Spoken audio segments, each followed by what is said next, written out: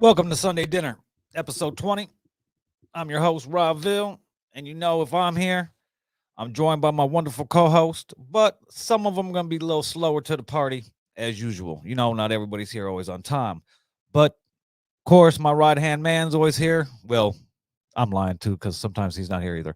But I got Indy. Indy's the first Hey, one up tonight. Batter up, batter up. you What's already good? you What's are good? you already know how we do, man. It was a big weekend this past weekend. Missed a week, so we got to come back full throttle. Yes. Did you go ahead? Did you go change your page To what? to the post? Did you change the post to public or no? Oh yes, I did. My Oh, I, page is I pu- did my too my during page is public right during now. the countdown. Welcome everybody. We took last week off because it was Father's Day, and we didn't take it off because it was Father's Day, but we took it off because it was Indy's first Father's Day. So, wrong one. Indy has been a father for almost a year now, and he hasn't lost or killed a child. So good for him. And that's really hard to do too because I came really close the other day. Couple people are going to be late. Well, Rome's going to be late. Trella's not here because he got surprised with a pre-birthday or early birthday gift to Six Flags. I hope it's raining on his ass right now. I didn't know it was his But birthday.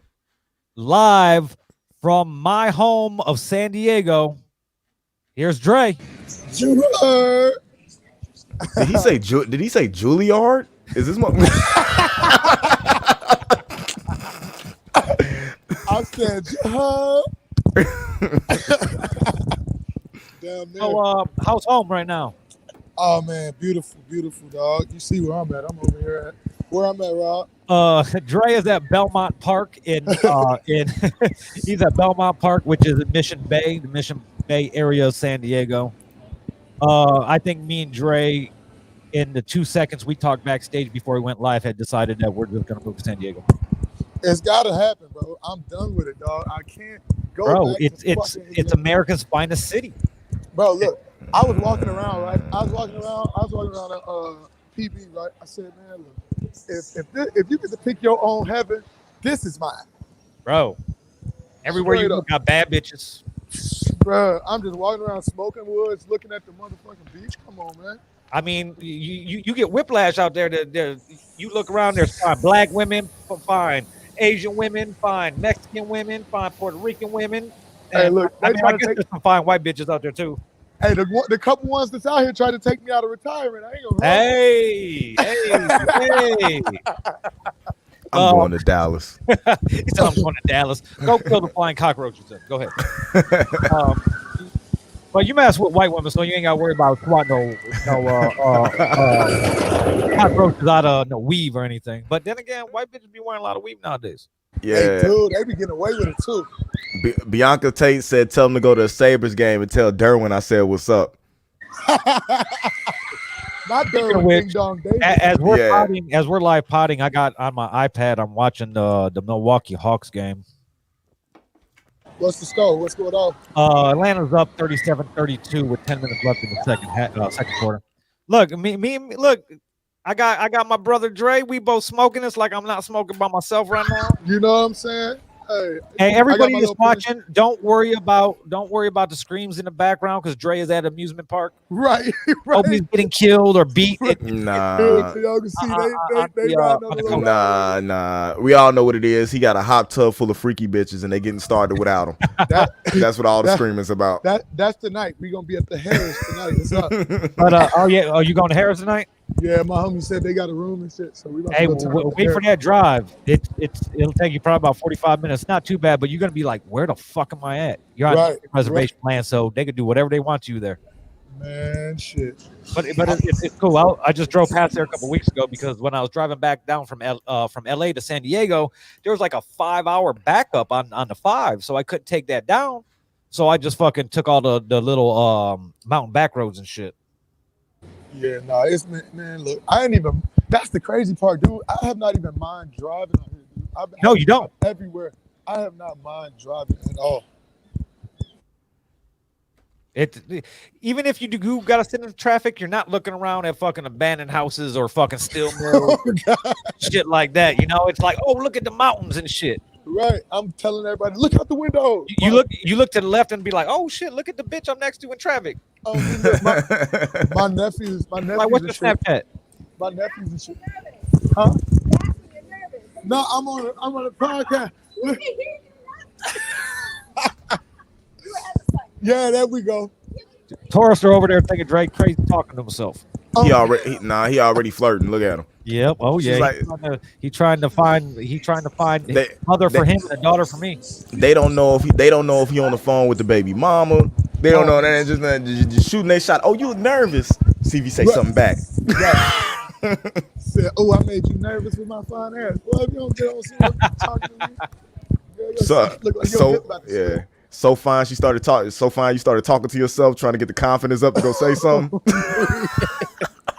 There's this is episode 20. Welcome everybody to Sunday Dinner episode 20. That's kind of a milestone. Shout out to Dre for popping in on vacation. You're out there. Your brother retired from the Navy? Yeah, man. 33 years, bro. 33 years, man. So he's still pretty young. Right. So he's gonna go ahead and be able to collect his little nice monthly pension and go work if he wants. Exactly. He got a job doing the same shit he was doing on the boat. There you go. Three times the pay. He's staying in San Diego? Oh hell yeah, he ain't leaving here. Good. See, that's even more reason for you to move out there. Yep. I got a roommate. It's time to go back to San Diego. Let's roll, baby. Bianca Syndrome is on his way home from the casino right now. He can't prioritize very well.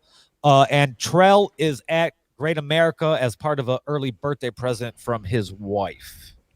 That's where I think it's from. It might not be from his wife, but it probably is. But like I said, this is Sunday Dinner episode 20. I am Robville. I'm joined right now by Indy Uchiha and 2K Dre.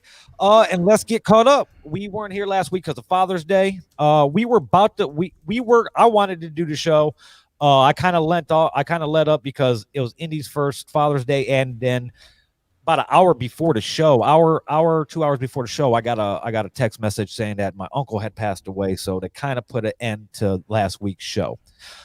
Dre was ready too. He sent his kid home early so he could be ready. But, we're here. It's been 2 weeks, so you know how we start the show off regularly. Let's recap. I've just been here at Villain Radio working where we put the finishing touches on a major album that we will announce soon. I'm getting ready for this tour coming up soon. Also, more information on that. I'm going through all these songs, these 23 songs, and trying to prioritize them for Dre's first Villain Radio project. Yes, sir. We almost finished up with Hollow Gang Bug and Critical's Cocaine Cobain album. Just been working, same thing with me. I don't do much other than work and talk shit, and my job is to talk shit. So I guess that's just putting working. I guess putting overtime. Father's Day was good. My stepkids are 2,000 miles away for the most part. So usually they forget about me on Father's Day. And then they hit me up early the next morning, like, oh, I'm so sorry. Happy Father's Day, blah, blah, blah. My stepson, he was on it. Like, he woke up. He must have woke up like, boom. He didn't even ask for anything later in the day either. He's like, happy Father's Day. Thank you for everything you do for me. Cool. I was like, damn, bro. Like, what are you doing all so early? He's like, oh. My nigga Rob had a little tear in his eye and shit. Yeah, bro. I was like, damn, he wasn't even a day late or a dollar short this year. My stepdaughter waited to the final moments, but she came through in the clutch like always. So it wasn't a bad Father's Day. It was I think I spent my Father's Day with Rev. But he's about tall enough to be my son. So I was just gonna say you was with your other son. Yeah. But it's just mainly work shit, getting everything ready for this run up. You could if you're in the New York area, July 22nd, Rock Marciano Stove Got Cooks at Sony Hall. And then we have Summer Jam, the world famous Hot 97 Summer Jam. I believe it's August 22nd too, maybe. I think it might be August 22nd. We're gonna be on the festival stage. Peter Rosenberg, who is on Hot 97, the morning show. I thought you was gonna say WWE's own pre-show announcer. Well, I'm gonna go with what I know him from. Okay, Hot 97. So Stove will be performing at Hot 97 Summer Jam, the world famous Summer Jam, at the end of August. The tour with Conway the Machine, the Love Kills tour, I believe that's what it's called. Starts September 8th. We will be here in Chicago, I believe. I want to say September 17th, but I'm not for sure. And then catch us at a Rolling Loud, New York, in October. There'll be more news coming, I'm sure. Go ahead and go online right now. Go to Apple Music or Spotify, or I prefer Tidal, and stream Dope by Stove God Cooks featuring French Montana. Also, go into the little search bar. Actually, you shouldn't even have to search it because you should have done save the shit because we put it out March 26th. Here's the Life by Hollow Gang Bug. Also, Indie Uchiha's fucking Hits, the sequel, is streaming on all platforms now. All platforms now. And if you want to find Dre, just go to Pornhub and search 2K Dre and find out what he's done. Nah, look, I'm off there now, bro. I'm on the fence. Y'all gonna pay me for this. hey, go ahead and just DM Dre and he'll give you his OnlyFans. Yeah. But make sure you're not leaving no makeup on the pillows. No makeup on the pillows, please, man. Shit, these pillows cost too much. Indy, what's good? how was your first Father's Day? Yeah, man, congratulations, dog. Shit as we talk, but I still gotta give you a real congratulations. Thank you. Considering. And I want to argue that it's not your first Father's Day because last year kind of would count too. Because you've been a stepdad. That's that Father's Day light though. You know what I'm saying? You got. Bianca said, "Is he on there or not?" On the Pornhub, she starts searching. Well, as Dre's representative, I mean, you hit the Cash App and we could get you some. Yeah. I'm doing a special on San Diego content. You can only get, it's gonna be one of a kind. You get pictures of dick and balls in the sand.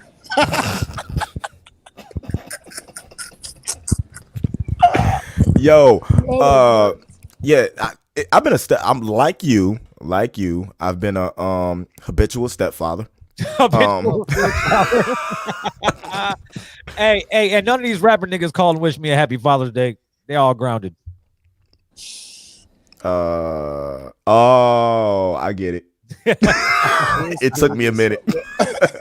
Yeah, it took me a minute. It registered on you? Yeah, it registered on me. No, this one was different.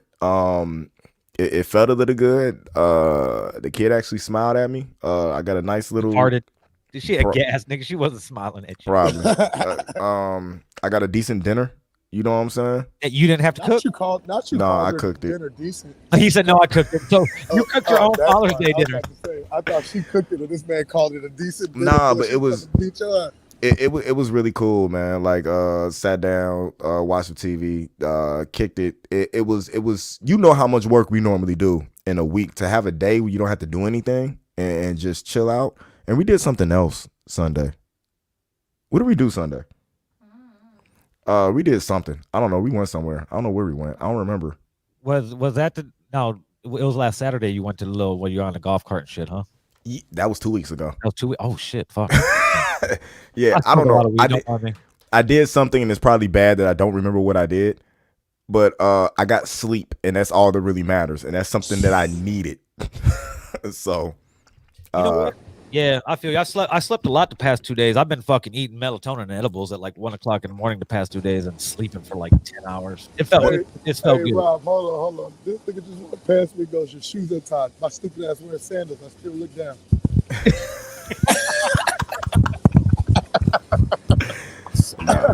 But the big thing for me was yesterday, the 7th anniversary for Devil's Trumpet.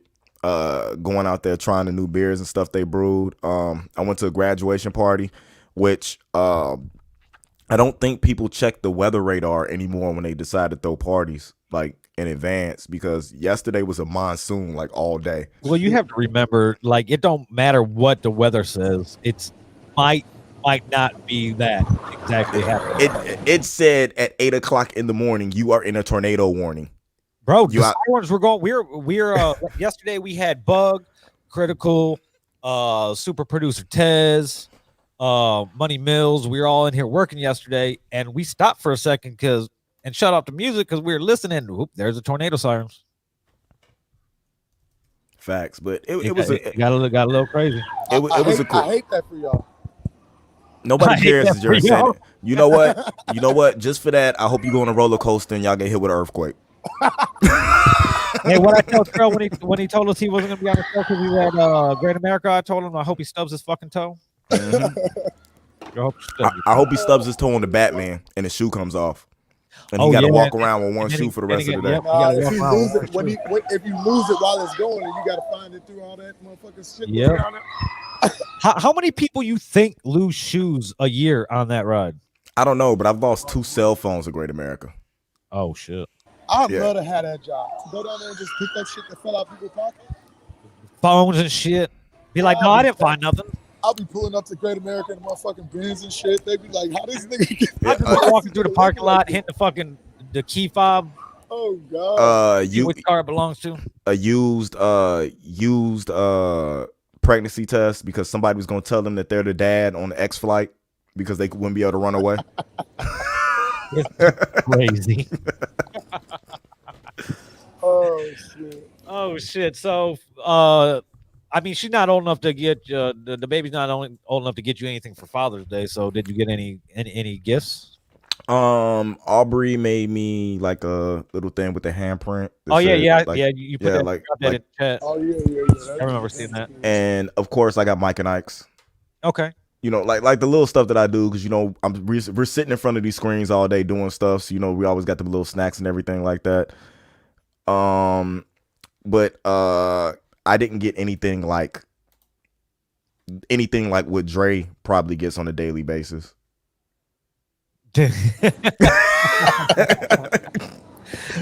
Oh Lord. Yeah, I didn't get none of that. You know what I'm saying, that Ray J, Kim Kardashian action or nothing like that. Okay. I'm looking at some He's like, me neither. right now. Oh, He's a oh yeah, that's how it is out there. We've already established that. But it was pretty good. You know what I'm saying? I enjoyed it, and I totally missed the fact. Like Monday, I was mad that we didn't do this, that we didn't pod. But we got to Wednesday, and you don't know how geeked I was to do the Loki thing. Wednesday. Let's So for a guy, well, you guys won't know because nothing's been done with the footage yet. But every Tuesday night, Wednesday morning at 2:00 in the morning, Indy and myself, along with G Scott and Babs the Great. I don't know why I named her Babs the Great, but it's Babs the Great now. We do a thing like you see, how you see us broadcasting you right now. We record that while we're watching Loki on Disney Plus, and then after the show we talk about it or whatever, and then Indy sends the footage to G Scott, and he just does nothing with it. So, that's on that hard drive with all that music. Yeah, it's on the hard drive with all the music. Yeah, we should know when we send something to G Scott, nothing's ever gonna get done with it. Yeah. So me and Indy are ready. We're all set up. We're at home. He's at home. Well, his studio's at home. I'm at home, fucking sitting in the corner of my room, fucking with my little setup, and then no G Scott or Babs. So me and Indy was like, well, fuck yeah, we're gonna do it. We waited this long. Like I've been up all day. I'd been up since like 7:30 in the morning, off like 2.5 hours sleep. So I was like, we're doing this shit, So we go ahead and we do it, and we fought through the after show where we were talking about it. Like we were both tired as fuck. Usually I fight off to yawn, so I'm not yawning on the fucking footage. And I was like, fuck it. Usually I try to do a little beard scratch so you can't tell that I'm yawning. I was just fucking yawning. I was tired as fuck. My eyes were bloodshot. I was like on 36 straight hours. So at 3:30 in the morning, G Scott messages me like, yeah, we set our alarm because we took a nap and we just woke up. Well, we're done and I'm going back to bed. Facts. And they missed the excellent conversation about that show, which you guys will probably never see the footage. I don't think it's probably that good because I was high and tired. There's probably a lot of pausing in between and talking about shit. No, any type of footage where you're just quiet and listening to me talk is always good footage. Yeah, for your self-esteem. But what else been up? Like Father's Day. You had a good first Father's Day. Ate a nice meal that you made yourself. What did you make yourself? Did you tell us? I don't remember. I didn't take a picture and send it to the group chat. Who knows? You steak. You know what it was? T-bone. It was a T-bone. It was spinach Alfredo and corn. I think that's what I made. Okay. I think. That might have been another night. I'm pretty sure that's what I made because that's what I wanted to eat. A nice salad. You know what I'm saying? Just something to eat. So, spent $30 on the T-bone. Did it big up. Heated up the Ninja air fryer. They do not sponsor us, but if you don't have one, you're stupid. I thought about it. I was like, I can't justify it yet. Because all I'm gonna do is keep it here at the studio anyway. The air fryer is the GOAT. I need a bigger fridge if I buy something like that. And then I look at people who have like amazing lives like D-Edge and Dre and are actually living life, and like D-Edge's friggin' car talks to him, like holds full conversations with him. Out the Edge. Yeah. I drive a Ford Fusion. So I only drive an Audi. Yeah, I hate you too. I just be driving around in my Benz. Hey, hey, you got a vintage Mercedes Benz. Yeah. That car's probably older than most of y'all. Yeah, all of y'all got something. All of y'all got something better than me. I might as well just have a Chevy Malibu. That's what a Ford Fusion is now. Malibu's ain't no joke though. Yeah, but nah, man. Oh shit. A lot of stuff happened this week. A lot of interesting things. Oh, fuck y'all, nigga. I ain't get to do my recap. I know. I was about to say, we'll get into that. Oh, you did something? Dre, how was your Father's Day? Oh, man, it was cool, man. Took the little one to church. You got to see your kids? You went and saw your kids for a change? I got a bunch of sons around here, you know what I'm saying? But, we went to church. What else we did? That was it, man. My baby mama didn't do shit because, she stopped at Walgreens on the way to see me, probably grabbed the last Father's Day card that was there, had my daughter put a heart on it. But I know that wasn't my daughter's doing. So, Father's Day was cool, man. Like I said, I was anticipating the pod, but, life happened and shit. And, but this week been cool. I was on my Joe Budden shit all last week, laid up in the bed, acting like a little baby and shit, smoking weed and drinking liquor. Oh, he was in his feelings. Oh, you was in your feelings? Because normally that dude is in is somewhere in a warm climate with like some bad Dominican chick laid up in the bed in his feelings. That's probably why I was in my feelings, bro, because I wasn't nowhere warm with a bad Dominican chick laid up. But I got my homegirl, she on her way to come see a nigga as soon as I land tomorrow. That's going to be cool. Oh, shit. Coming from Atlanta and shit. There you go. Get right back on your happy button shit. Yeah, you know what I'm saying? But now we Button's either depressed and ranting or happy and with some bad bitch. Have you ever noticed he's always depressed when he's in a relationship, but when he's single and running around is when he's happy. So the key to happiness is not being in a relationship if you're Joe Budden. Yeah. I want to just run around and gyrate my hips. Look, he was in a relationship, fired his friends. He was being a bad dad. As soon as he got out the relationship, he was good. Nigga said fired his friends. I'm trying to figure out what casino Rome was at. Hard Rock. God the damn, only one anybody by now. Got me again, you piece of shit. That nigga got me again.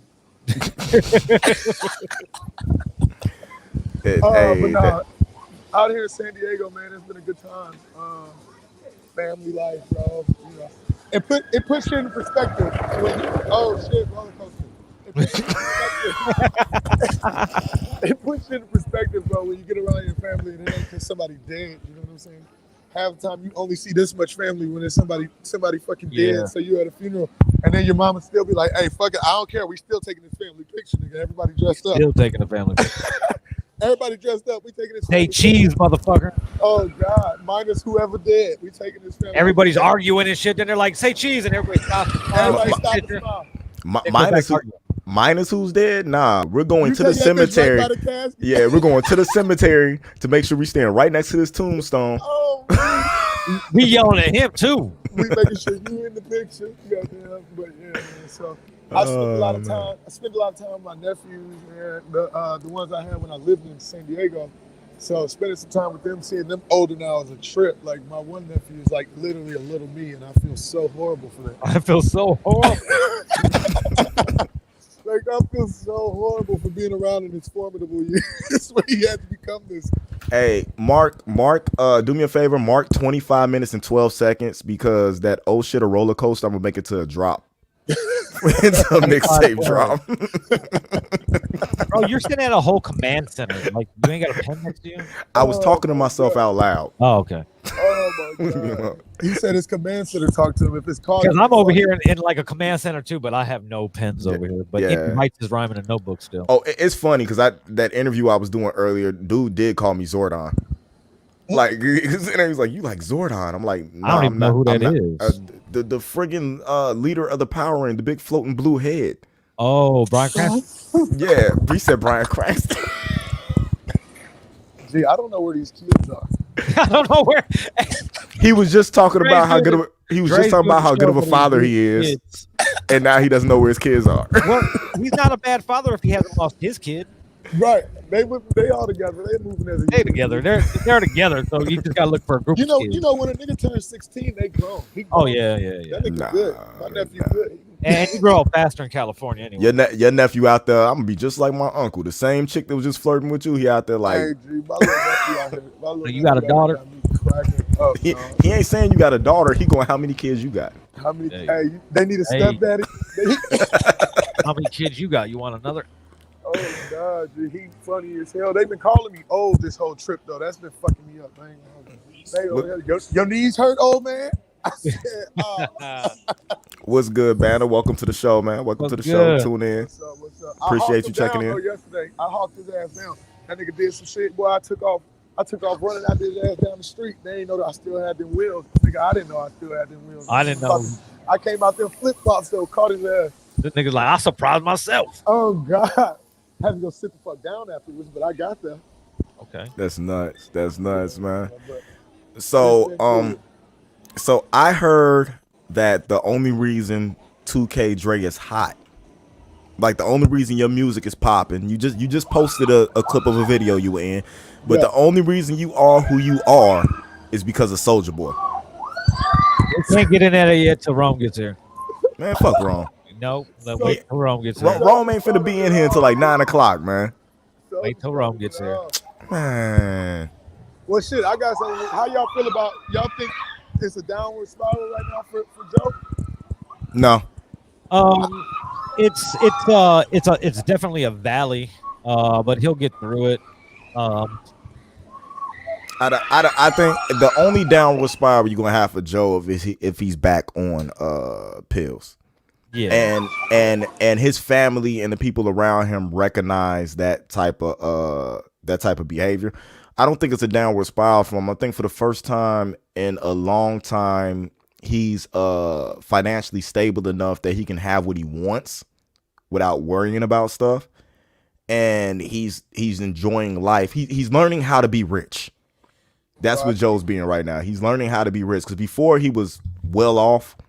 The man's rich now, and he's learning how to deal with that. It's a lot that comes with being a boss, and I don't think he was prepared for everything that came with it. Yeah, it comes pretty quick. But it's I watched I watched a YouTube video to show you when you told me they're talking about Stove. I like the new setup, all that. Ice and Ish, they're not bad, and it don't bother me that there's been a change because, like I've said before, I've known who Ice is for a long time. Mm-hmm. You know, because and Ice is hilarious. Yeah, like we were like me, Ice, like when I was doing all the major writing and shit, and when my old Twitter that was verified and shit, you know, we were Black third shift Twitter was dope from like 9 o'clock at night to like 4 o'clock in the morning. Black Twitter was fucking insane. Like the connections that I made from that and the people that I met were insane. But Ice has been fucking since 2009. Ice has had some type of pool online, you know. So seeing him get on the show regularly now, being a featured co-host, I guess you would call it. It's cool. You know, I watched that whole episode because from all the timestamps that you would find online, the YouTube video was different timing because of the advertisements. Right. So I was like, "Fuck it." I tried looking for the shit because you're like a minute 30, hour 30. I was like, it was not hour 30. Well, that's because you were looking on what, YouTube? Yeah, because I wanted the video because I screen recorded the video to send to Stowe. Yeah, I was on SoundCloud, so I didn't have the advertisements. So Yeah, no, I'm happy from all of them though. You know what I'm saying? They in their bag, they got their shit going still. they in their bag, they doing their thing, but they not Joe and them in a different bag, man. They to the point where they're making off of Patreon what they were making. They're making more off of Patreon than what they were making off of YouTube. Like the money he getting is a little bit different. All of them are gonna be cool, but like when I pay attention to that thing, they're missing something. They don't have a catalyst. They don't got that exact chemistry that he had with Rory and Mel because they did it for so long. Well, a lot of with them, when the pod was bad, it was Joe carrying the pod. He could carry a conversation no matter what was going on. With them, when they're stuck somewhere or they're like a conversation is going on too long, they don't have anybody to push them on to the next subject. Yeah. And they drag on a lot. So it's a lot of times I'm having to fast forward through the conversation and stuff that they're having. Okay. He got a phone call. I can hear y'all. Can y'all hear me? Yeah, we can hear you. Okay, it's just, hold on. No, I was just texting them, see what these little motherfuckers is. Yeah, because you went all Black Lives Matter on us for a second, and he doesn't even have a freaking picture up as a whatchamacallit. So all we see is a black screen. We thought you was like answering something on OnlyFans. Yeah, we'll just mute him till he comes back on. Well, he can hear us and talk. Well, yeah, but I don't like the black.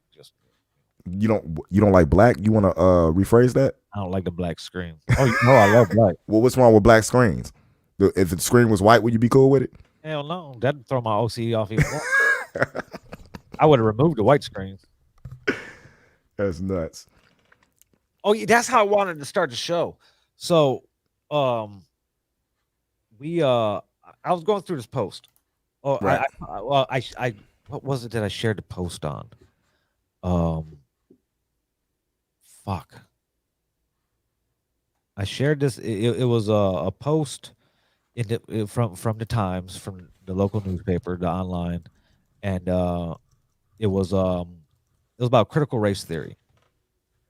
About how the schools don't have to teach it, or they're not going to teach it, or some shit. I shared it out. I was like, tell me your state's racist without telling me your state's racist. Hold on, I'll go first.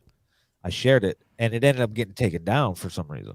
I think somebody reported it, whatever. Because you know me, I put a little I said something before when I shared it. I typed something, whatever. And then like 2-3 days later, I was scrolling down timeline, and one of my boys was, let me see if I can find a post. I don't want to put it on because I don't want to put him on blast like that because he's a quiet type person, but I'll read it. He don't post a lot. Should be easy to find. But let's see, maybe not. Holy shit. Okay. Critical race theory equals stop lying and tell the truth theory. Okay. And then I was so I look at the comments. I'm not gonna comment on it because I'm not gonna get into, I'm not gonna argue with anybody. Like, you argue with these people that are proponents against it, and it's just you're arguing against ignorance, So it's just gonna be no matter how stupid I make them look or feel, they're not gonna be like, they're gonna keep on arguing until they think they're gonna get themselves out of it, and win the argument or whatever the case is. Who's private chatting? Okay, Dre. We can see you, Dre. You ain't gotta tell us. But anyway, so I start scrolling through this, and it's a black guy who's posted this, right? So I'm scrolling through it, and I already know where you stand on it. Your thoughts are pretty much aligned with mine on it.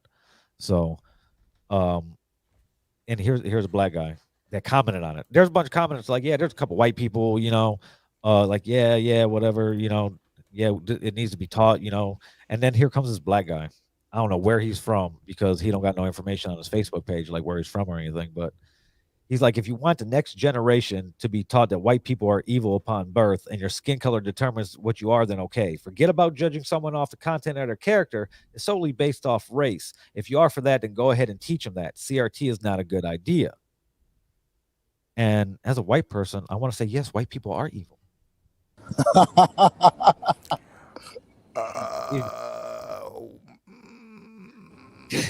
I know where he was trying to go with it. Because he loves white women.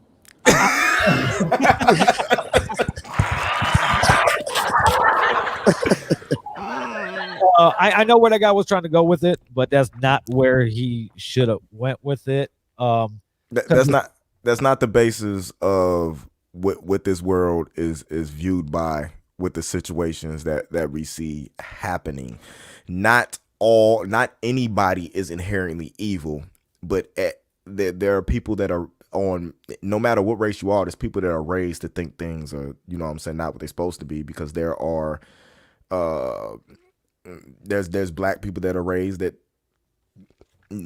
every other race is just bad, and the critical race theory thing being taught at school is a real hard pill to swallow for a lot of people. I'd rather it be real history taught first before we get into. I don't think I will mind critical race taught when we get around high school level, you know what I'm saying? Because I would love to write papers and stuff like that in classes. You know what I'm saying? When you're actually old enough, experienced life, and can have that conversation about, what's happening. But we need to start with actually getting the history of this country taught properly in schools first, so you can have a proper conversation about what's going on. And that's where it comes in. Yeah. I'd start. I wouldn't even wait to high school. I just tell the truth about history. Like we learned to water down fucking versions in fucking starting in fucking late elementary school. Yeah. Right. What is it? Third or fourth grade? You start learning your state history. Yeah, just comment we just had. Yeah, real history. That's more. More critical thinking. That you can't make. Oh my if you don't have all the information, you're making assumptions. All right, let's go see the water real quick, and then we'll come back and ride these big rides. Go ahead. Hey, he threw me all off with that. I was like, ride these big rides. Like, I hope that could be taken two different. That could be taken two different ways if you didn't hear a child's voice. Man, I'm out here being a dad. You see? I see you. Yeah, they about to take him down to the water so I can pop for a little bit longer, and then I gotta ride these big ass rides. No problem, bro. No problem. But, no, I was gonna say something on that point you're making there too, man. Look, I feel you. I'm just tired of the black trauma porn, bro. Like, there's more stories there. Y'all was slaves. Y'all was fucked up. This is how it ended up. Well, we're taught from an early age in American scholastic fucking plan that like white people are superheroes. Exactly. Like they arrived from far away and they brought goods and helped the people. No, they came and they brought fucking smallpox and syphilis and chlamydia, and killed the fucking Indians. And then they were too lazy to do anything themselves, so they fucking started buying people. Not Elizabeth Olsen. Listen, this guy here. This guy here. But it is, like, that's the crazy shit. Like, I still know black folks that get around people and be like, don't you act like that in front of them white folks. What are you talking about? No, there's some black folks that need to tell their kids not to act, period. It don't matter who they're around. Exactly. Like, just chill, period, my dog. Like, you gotta chill out, period. Yeah, right. Man. It's a couple of kids outside, like in my apartment complex that I want to drag back to their house. Like, look, how are you raising these kids, man? I just watched this dude fling a vinegar bottle at this dude's car and then run and laugh about it. Like, I wanted to chase him down and drag him back to his mom. Like, this is how y'all raise him? Right. And then they don't even be caring. You know what I'm saying? So it's deeper than it boils down to black like this, that. You know what I'm saying? It's all that. And it comes down to we don't have parents and grandparents and stuff like that in the household, in any type of households anymore. You used to have a big mom, you used to have mom and everything like that. You got children having children and children trying to raise children who don't even have. Big Mama 36 years old now. Big Mama less than that. I met a chick 28 I met a chick 28 that had a grandkid. What the fuck? Facts. God. I don't think the grandkid was her kid. Like, you know what I'm saying? It was somebody else's. Like, she's in a relationship with somebody, but still, you're like, it's no level to anything that's going on. Like, to be totally honest with you, I had great grandma, I had great grandma, great grandma, grandma, and mom. Right, and that's the thing, man. That when that dynamic is gone and everybody just is worried about surviving, ain't nobody really teaching nobody but the damn TV and the internet and the shit like that. You know what I'm saying? And you take the fathers. I'm not even gonna say black fathers. You take fathers out of households, and then you tell mothers that they don't need a man. You know what I'm saying? To raise other young men, and you just end up with a system that keeps cycling itself into BS. And it just keeps getting worse and worse. And then you compound that with all the racial tension and everything that's going on. And they amplify that to distract us from what's really going on in the world. And you end up where we at right now. See, that distracting us thing don't work anymore, because you could go and you could find out anything you want when you want. Intelligent people can, but there's too many people that just listen to what they're told. There's not people that actually take action and go research and look up stuff anymore. That's the problem. It's a lot of sheep. It's no shepherds. Bro. You know how it is, especially in the city where I come from. But we're not going to get into that yet because we're waiting on Rome. He said he's about to pop in. Yeah, that was. I'm telling him lies. That was 10 minutes ago, though. Yeah, but it's crazy because you should see everybody get attacking this guy in the comments, and everybody like proving a very good point, and he's just like speaking of the devil. You got a devil and he shall appear. Oh shit! How was your Father's Day? No, that nigga just lost at the casino. Last thing he want to do. Like he lost. He looked like it. Look at his face. Look, he looked like he lost. But that nigga is not smiling at all. He's not smiling after. Why did he get on the pod in a sports bra? Making a fashion statement. How much money? What the fuck y'all talking about, man? How much money you lose how much money you lose the blackjack table, dog? I don't lose money at the casino. He said, I just break even. He said that's called lessons. That's not called losing. He said that's called lessons. Man, what the fuck y'all talking about, dog? I'm a little pissed off right now. We was waiting on you before we could talk about anything. So y'all just bullshitting all the time. Soldier Boy that I'm the only thing we got into some critical race theory shit right now. I have no idea how we got into critical race theory. Okay. Yeah. Let's do that. Well, no, because I had said I was scrolling through Facebook, and one of my boys he had posted, critical race theory equals tell the truth theory, Okay. And then through the comments, there was a bunch of comments, in support of it, and then there was this random black guy. I don't know where the hell he's from, because I went to his Facebook page to see where this dude lived so I could see his outlook on this shit, because he's basically saying it's a bad idea because it just says white people are the devil. All white people, it just teaches you that all white people are the devil, and we can't do that because that's pretty true though. Well, I still think that everybody needs to be taught the truth. Yeah, I feel like my stand on it was until the proper history is taught, we can't have a critical conversation about what's really going on, because they're not even teaching what we need to learn in the schools, because it's a fault. It's a fictitious history that he started off with. I mean, yeah, Abraham Lincoln was a cool dude. You know what I'm saying? He signed a piece of paper that said people were free, and didn't tell nobody. There's people that think Abraham Lincoln was actually a I was going to say player. That. Yeah, they say he was black. They really think that. Yeah. They really think that. Pull it up, bro. But didn't let nobody in the South know, you know what I'm saying, what's going on? You know what I'm saying? Like they didn't really understand what Juneteenth was about. Like, bro, after he signed that piece of paper, it was still black people around in the South acting like, Yeah, because they didn't know. They didn't know. They didn't know that they were free. They're just still doing the same shit, right? Andy, No IG to announce that shit. So Juneteenth, Indy, why not? because you already know. What- Indy spent the whole Juneteenth posting white women on Facebook. Bruh. That's all he did. facts, bro. I scrolled through and I looked like out, and he posted like 7 white women. Oh, I posted Marvel cinematic actresses, except for one. I might want to post it somebody from DC. Yeah, but, I was. You are so like crazy ass countercultural, dog. Like That's like me on Biggie's birthday. bro. Hey, that's like me.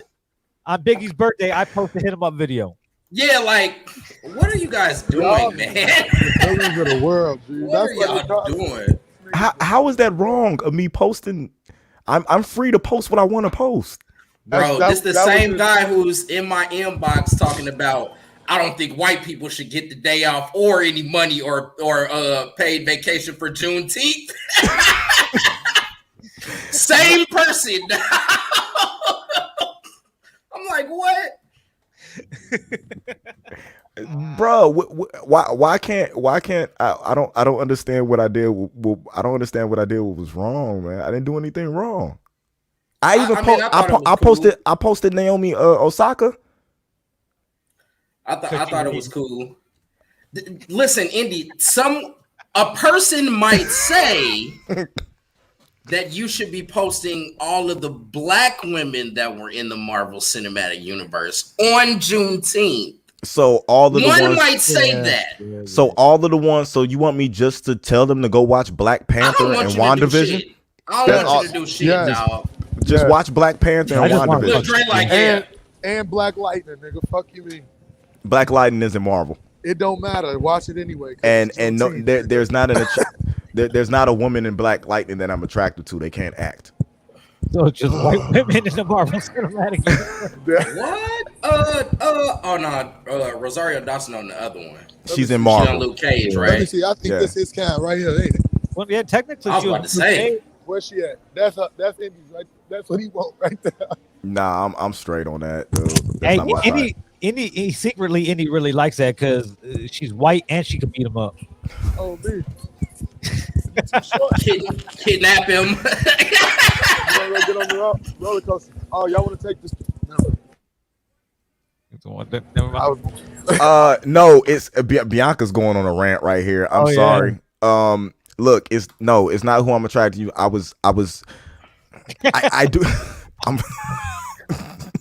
Wow. I do podcasts explaining certain characters and castings and stuff that are happening. So a lot of times the news comes out like that.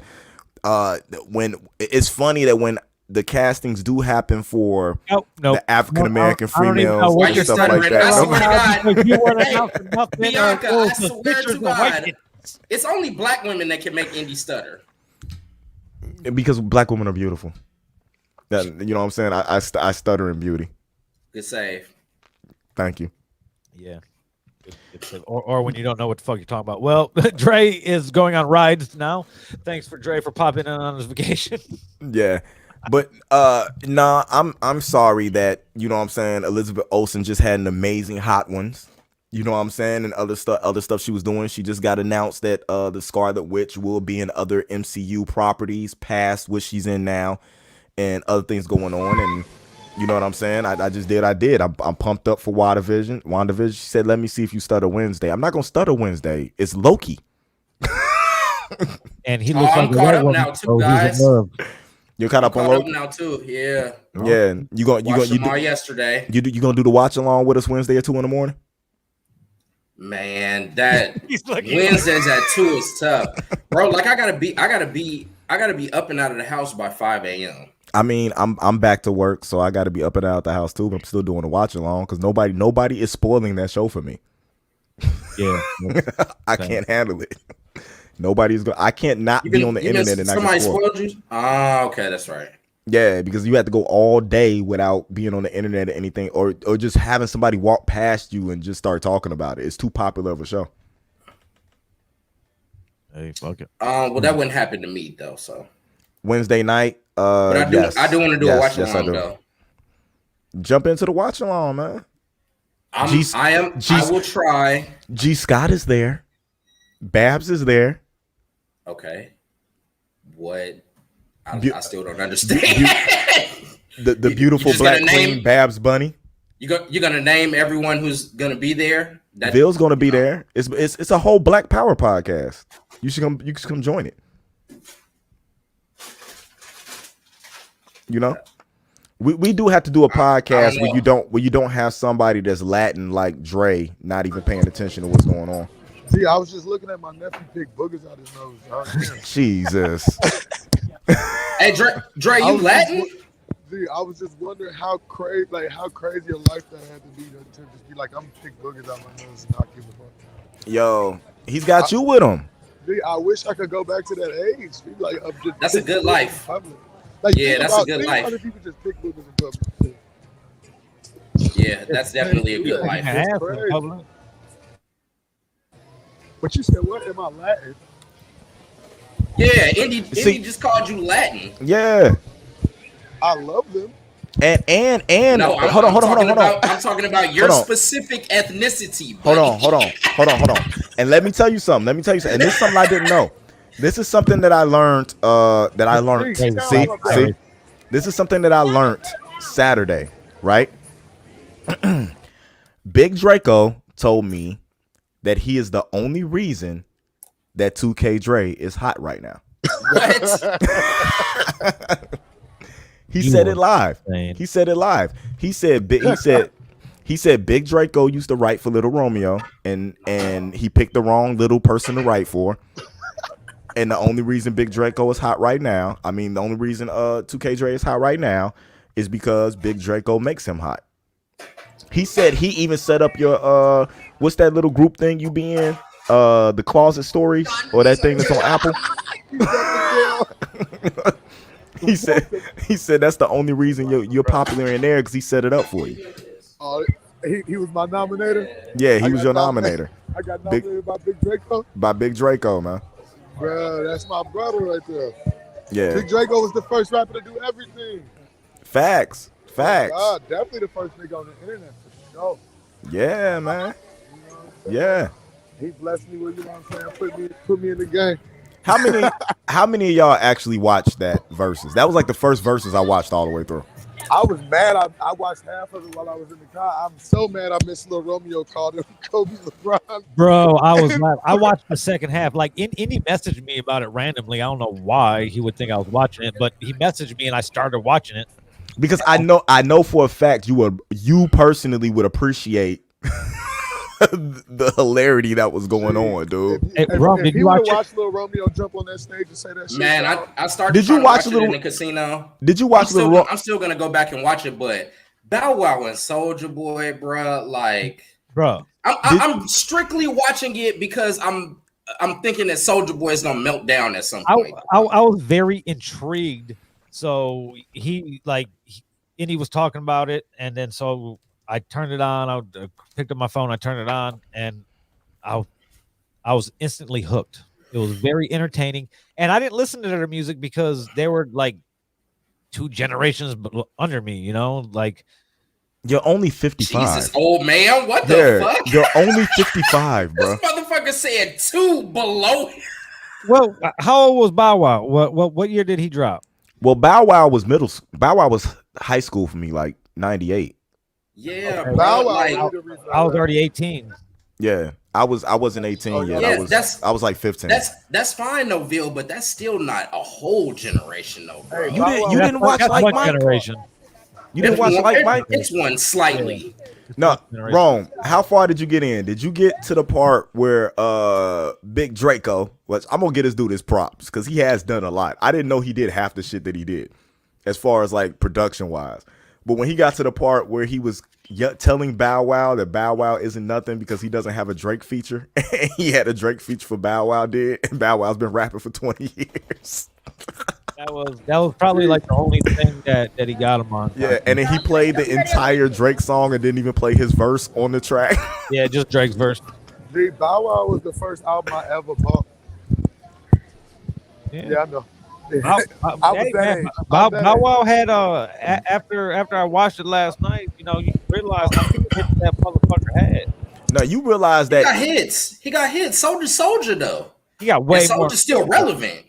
yeah, and My nigga Bow Wow didn't even go into his like bag.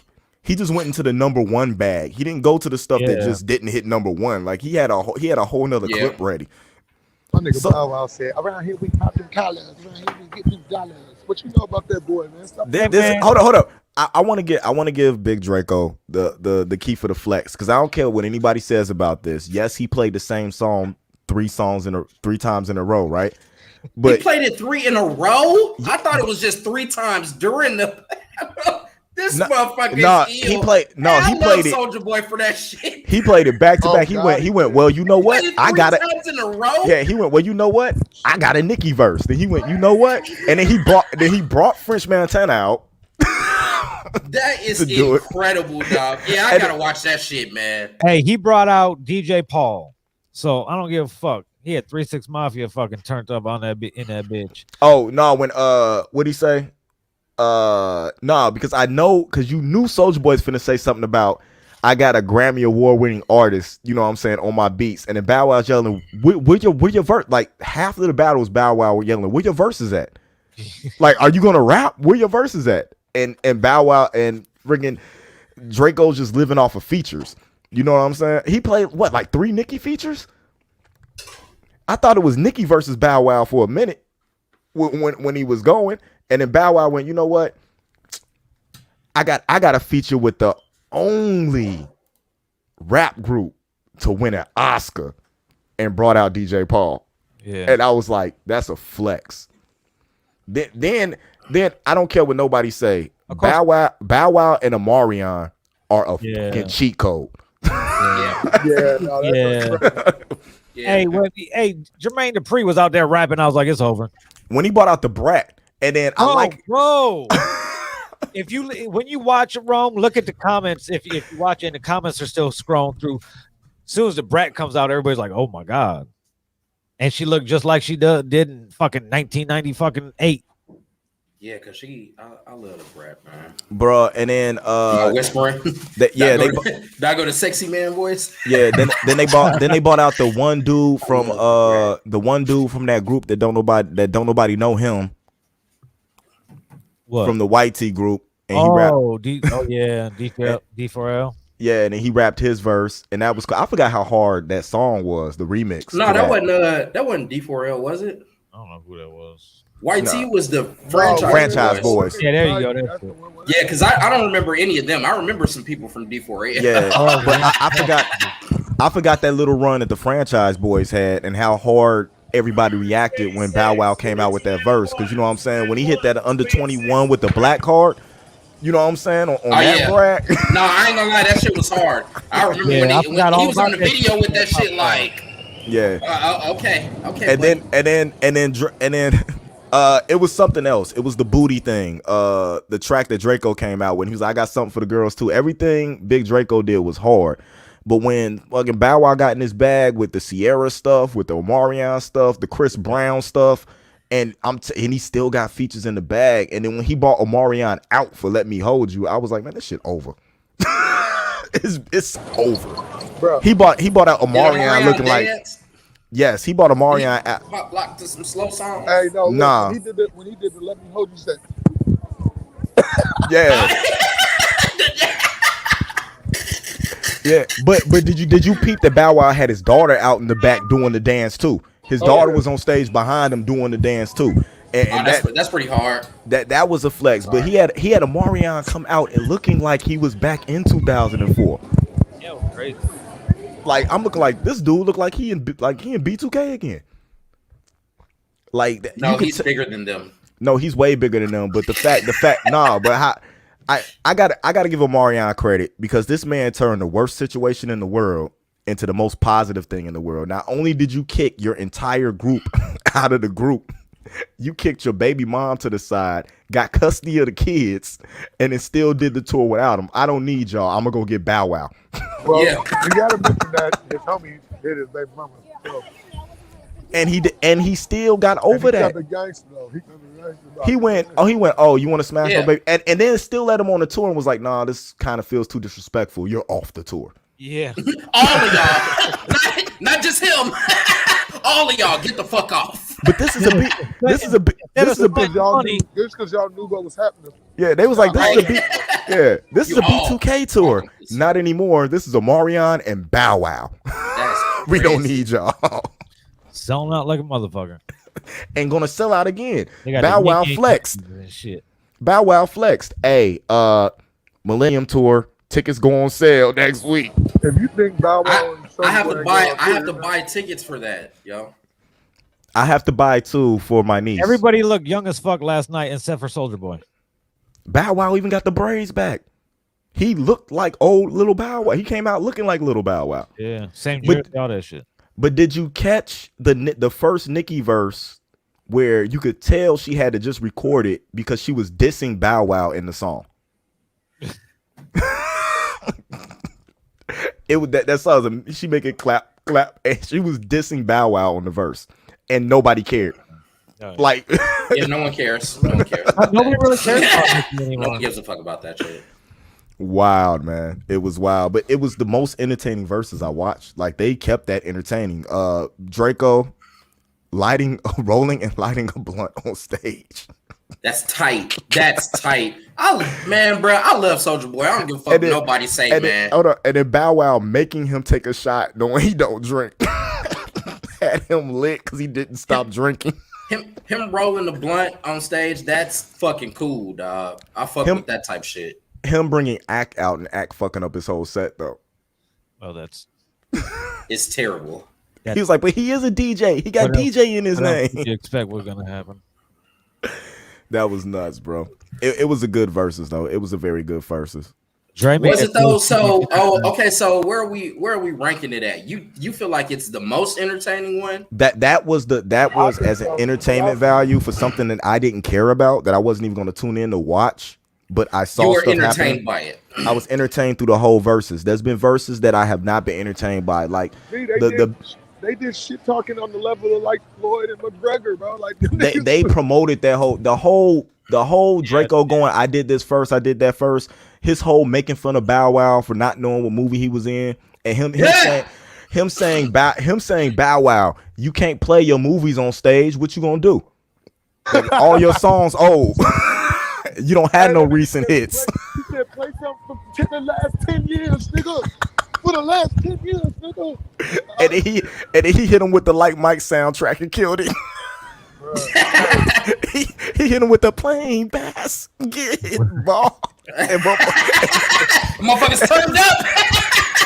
Shit hard, bro. Dog, you had fucking Drake in the comments on the Instagram saying, I wish I had a basketball to dribble to the beat right now. Oh man. That's hilarious. Yeah, man. But listen, Soulja Boy is entertaining to me anyway, though, dog. I was gonna say he might be one of the most entertaining rappers I've ever seen. Dancing, even the weak ass dances, just him doing it is. Hold up, but when the funniest thing in the world, dog, and I know it had to piss Bow Wow off because he went to the screen and was like telling Timbaland somebody call him, because when he played that song, the song with the Drake song, right? He played the entire song and never got to his verse. It was like 5 minutes and they still waiting to keep going with the verses. He was mad. And then when Academics came out there and Academics started talking shit to Bow Wow, and Bow Wow looking at him like, why are you even here? And then Soulja was like, he's my DJ. And just because he got DJ in front of his name, he a DJ. Academics, I'll give you 20 grand right now if you spend something. And it took Academics like 2 minutes to start the song. Dude, that's what I'm saying. That man is the most entertaining in the game. Oh man, it was. I think every rapper needs a Soulja Boy's level of confidence. They do, but not every rapper. No, every rapper doesn't need a Soulja Boy level of confidence. Some people need a reality check. Some people need a reality check. Soulja Boy could go up to have the worst fall off ever and still come back. He already has. So he's already done it. He's already done it. True. But here's the thing: it's how much of it is the confidence, how much of it is just him talking and how much of it is drugs? Not in all of It's those a lot of go into play. drugs. Everything All goes of those into play. three put together. All of them go together because look, bro, like think about it. Most people after they go Got a through bottle so cap much shit, here. I got this. as much shit talk they go through, like bro, people wouldn't even want to Shout put out out to no what's more this one music. sponsored by Uncle Bobby. People wouldn't even want to put no music out after all that shit. Like after everything that people was talking about Soulja Boy, he like, man, shit, watch this. I'm coming again. And smacked him. And he's and got smacked him because the song he got out now is fucking hot. Yeah, it's not hot. It's not hot enough to play 3 times in a row in the verses though. Nah, it ain't. No, I'm not. Nah, it's definitely not. But yeah, so are we gonna get into the shits? We're an hour in now, or you guys are an hour in. Bro, you're like 9 minutes in. Right. We can get into the shits, but the individual that I had heat for has since apologized before the pod started because I think he knew it was coming. Bro, act like you didn't get that apology. Oh wow, for real? Yeah. I can't like it because I think he sent it to everybody. Just I so didn't you get know no he apology. apologized. I didn't see it. But that don't matter. But I do want to get into your ism conversation that you had, the heat you had for people, for the LGBTQ community. Who? Syndrome. Oh. About to say, don't get me in trouble with the alphabet, folks. The heat you have for them. Listen, I even might have somebody to come on and explain to you. Oh wow. Let's see if we can do that because I am really scared of her, and like her fan base is really big. I'm scared of someone. Facts. Yeah, right. You ain't scared of shit. All the reckless shit that you say, you scared of something now. I say reckless stuff about people that I'm not scared of. Yeah. Hey, fellas, I'm about to go be a parent for a minute. All right, I'm about to be a parent for a minute. I'm gonna be listening, and then I'll jump back in. No problem. No problem at all, bro. All right, that time. Do that. When have you ever seen me say anything reckless about Adrian? That doesn't count. Yeah, I don't say nothing reckless about people I'm scared of. You don't say anything reckless about any white women. So Adrian's white? Yeah. Well, that's neither here nor there. No. A little bit, a little bit here, a little bit there. Well, she might be half I white. don't think she's white. Well, maybe half white. I don't know. Last name. I don't want to give out her last name. I don't want to give out her last name. But no, we love Adrian. Shout out to Adrian. No, but the situation I had was with a certain artist, up and coming artist in the area. Is this what happened tonight? I went to sleep early, and you spazzed the fuck out on Facebook. Yeah. No, that was about promoters. I know. No, you're right. What you're talking about is something different. But I didn't. That was something different. This happened before that. This happened like almost a month ago, wasn't it? Like 2 3 weeks. Yeah, because it was before it was right after the Shade Show. Yeah, but it was before last week's pod because I didn't even want to come in pod unless we were talking about that shit. Oh, and I didn't even know what it was. I was left in the dark. He's like, "You'll find out." I know, Bill. We didn't want to spoil it. Bro, I was like, you know what? I'm not even giving these niggas the link. I'm gonna change the password. Can't even get in.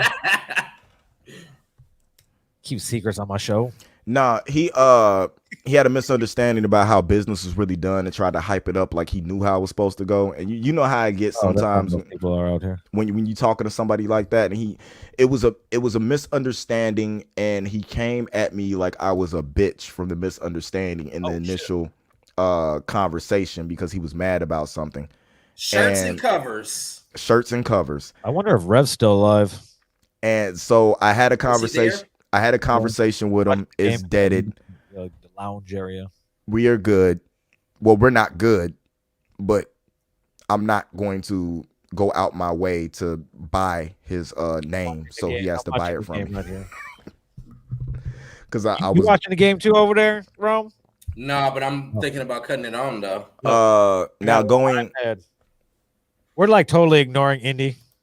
Yeah. So I'm not. I'm can I get I'm, flagged I'm for listening saying because now the other shit that we had happening, Okay, go ahead. the shit that I'm going off on as Can you of send right it, now, Chad, who you were talking about at least, if you're not gonna say? Jay Slave. Oh, Thanks, Ron. sorry guys, but No, I'm you're gonna good. watch the game while we. Now, Yeah, I gotta now, the focus other on shit that I get into that I've been vamping on today was about these fucking it started on a post for Banner because you guys, well, I don't know if you know Vil, but you guys know how it is to be a relatively new artist and performing, right? And trying to I'm build not your an artist. well, that's why I said it probably doesn't relate to you. You trying to perform and build your confidence up, right? You know what I'm saying? To the point where you have a good stage show and shit. You know what I'm saying? You know you're good regardless of you're going out doing the same thing every day regardless of how the crowd reacts because you know your stage show is prominent. You're confident in your music. He got to that point and said that maybe it's time, you know what I'm saying? The next step for him is to be a headliner. You know what I'm saying? He's got stepping stones that he wants to work to. It's not, oh, I'm finna go get a $10 million deal with Def Jam. You know what I'm saying? My next step is to be a showcase headliner. So then I could take the next step after that. It's cool. That's cool, something to do, right? But you have people shutting him down, telling him that confidence doesn't equal anything. And Promoters, especially. promoters, and that's because we know how promoters are. If people aren't in the building, they're not making any money. They want to do anything with you. But a lot of these same promoters, even their headliners don't bring anybody into the building. It's the artists that are on the card that are bringing the people into the building because by the time the headliner goes on, there's nobody there. So it was an interesting conversation on business ethics and tearing down artists and what needs to be done for an artist to be able to, you know what I'm saying, promote. And you're starting to see that if you're not in a certain individual's camp, like we say all the time, that you're not going to get any love from that individual, you know what I'm saying, person, because I don't know if they don't know what we do, you know what I'm saying, on a regular basis. But there's a reason why we don't have to go out and perform at every showcase, why we choose who we rock with, because we're able to get our brand out without having to do that. We're not worried about a local scene. And that's when the whole conversation flipped to, like when I said, if you say local rapper in the mirror, you know what I'm saying? What did I say? I said some dumb shit because I just saw the fucking Candyman trailer. Funny, I woke up and seen that shit. Loud as hell, like 7 o'clock in the morning. If you say local rapper in the mirror five times, no, I said another local rapper will appear to pay for. No, my exact words. If you say pussy nigga in the mirror 5 times, a local rapper will appear to pay money to open up for another local rapper. Ooh. There you go. And that's honestly how I feel. There's not a lot of promoters out here that are moving around that are doing big things. There's none moving on a national level, in my opinion. I can give a fuck less what they think about me. Oh shit. There are some people that are out here shaking, and the ones that know that they got stuff out here shaking, they know what they doing because I talk to them on a regular basis. I have a relationship with them. Up 3 in the third. 29. Somebody just missed a 3. Yeah. Trae Young just turned the ball over. He's sitting on the floor with his hair all fucked up. Foul. He turned the ball over. He fucked that up. But the situation that's going, the situation that's going on now is that, you know, the shit that we always talked about since we started podding about there's not shit going on in this local scene. A lot of these local artists are starting to wake up and understanding what they got to do to move around and get what they get done. So I'm like I've been telling them in the longest, don't invest in promoters, invest in yourself to be able to move around to do something else. Don't pay for local shows if you're not getting nothing back in local shows. Take that money to move around to go perform somewhere else. Take that money, go to Ohio. Look what Mr. King did. He rented out playos and did his own little fucking shit. Yeah. Anybody could do it. Big time. For that same money you pay. Anybody could do it. For that same money. He's been out to Atlanta. He's been out to Houston. He's been out to what's the Fort Worth area? Dallas Fort Worth. Yeah, Dallas Fort Worth. He's been to Miami. These are all things that you got to do. Bannon has also been some places. Yeah, He's been Houston. You could go to fucking you want to headline your own shit? You could go to Playos. You could go to the Link. You could go to fucking Voodoo. You go to Backstage on Broadway, and you could be like, "Yo, how much for the night?" And you could throw on your own event. You know. Yep. There might be like, "Yo, give us the whole bar, and you could charge at the door, pocket that, whatever their little terms are." We've done that, or back in the day, we did that when Demo Money was running stuff out of Hunter's Inn. My guy Ghost was the DJ then. We had stuff kind of clicking a little bit, and we approached Demo like, "Hey, we want to headline the show. You can do that."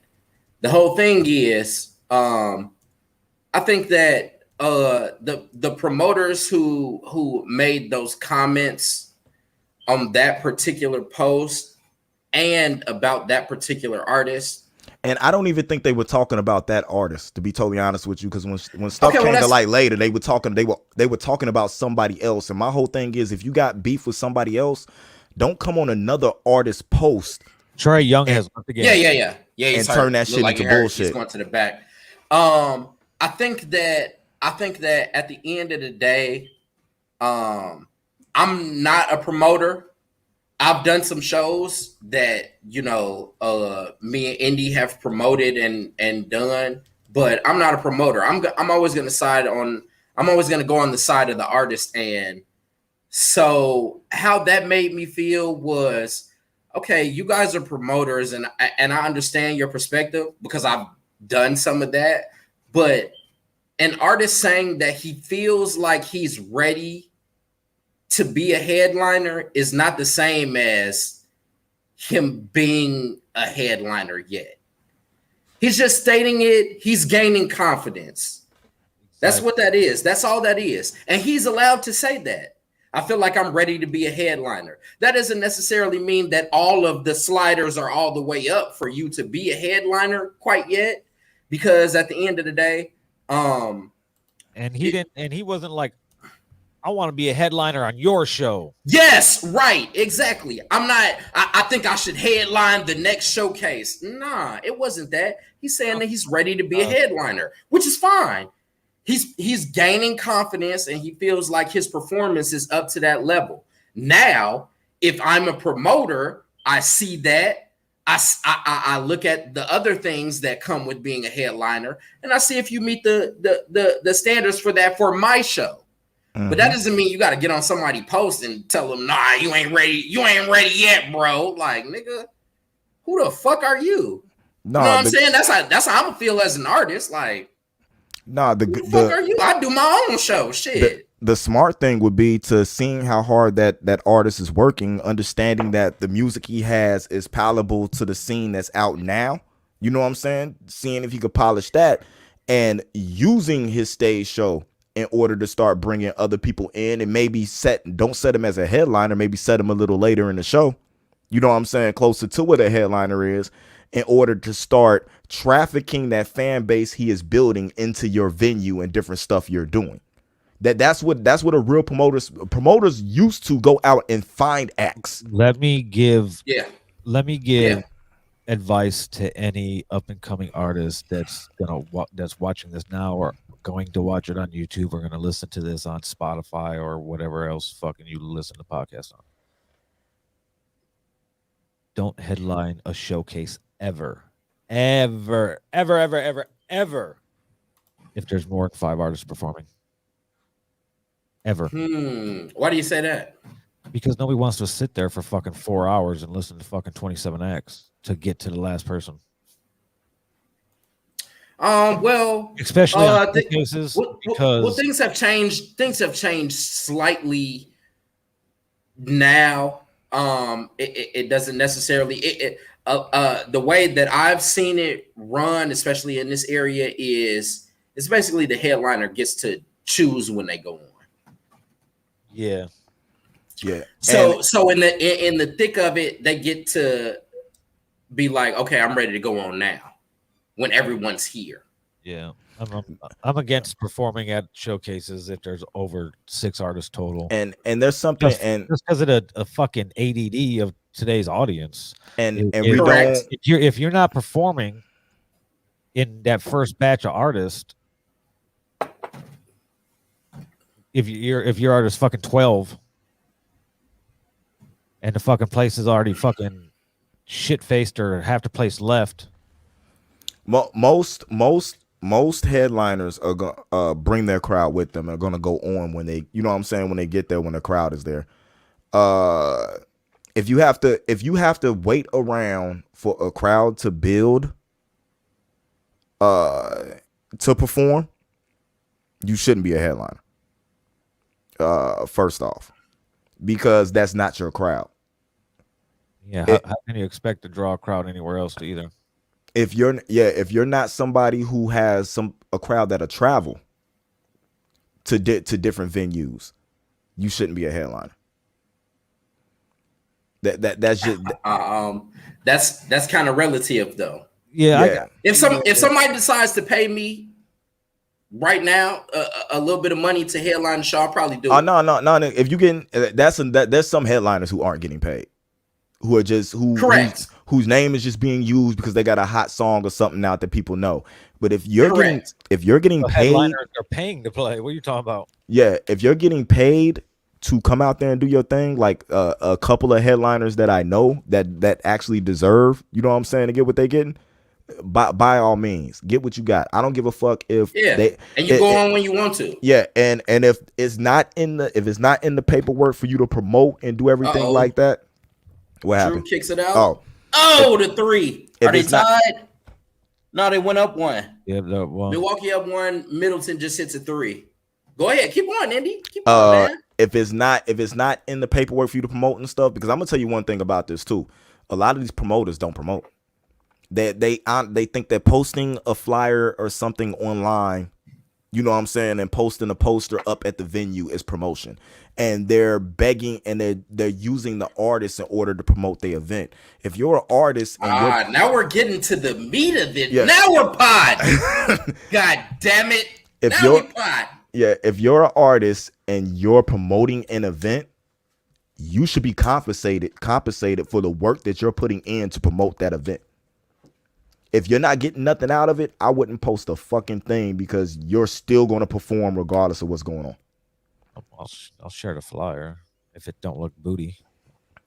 And you see how we do. Share the flyer. I performed at venues where I didn't even have a flyer before. I'm gonna be totally honest with you. You see how we do. If we don't like the flyer, we make our own.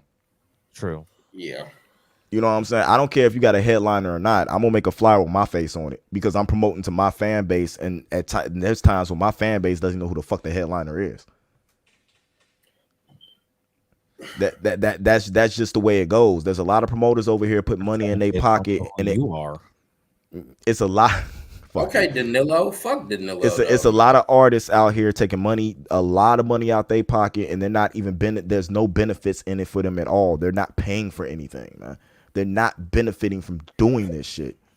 Well, okay, so let's go past that, because at the end of the day, I feel like and me personally, I have come around on this, because there was a point in time where I felt like an artist shouldn't have to pay to play at all.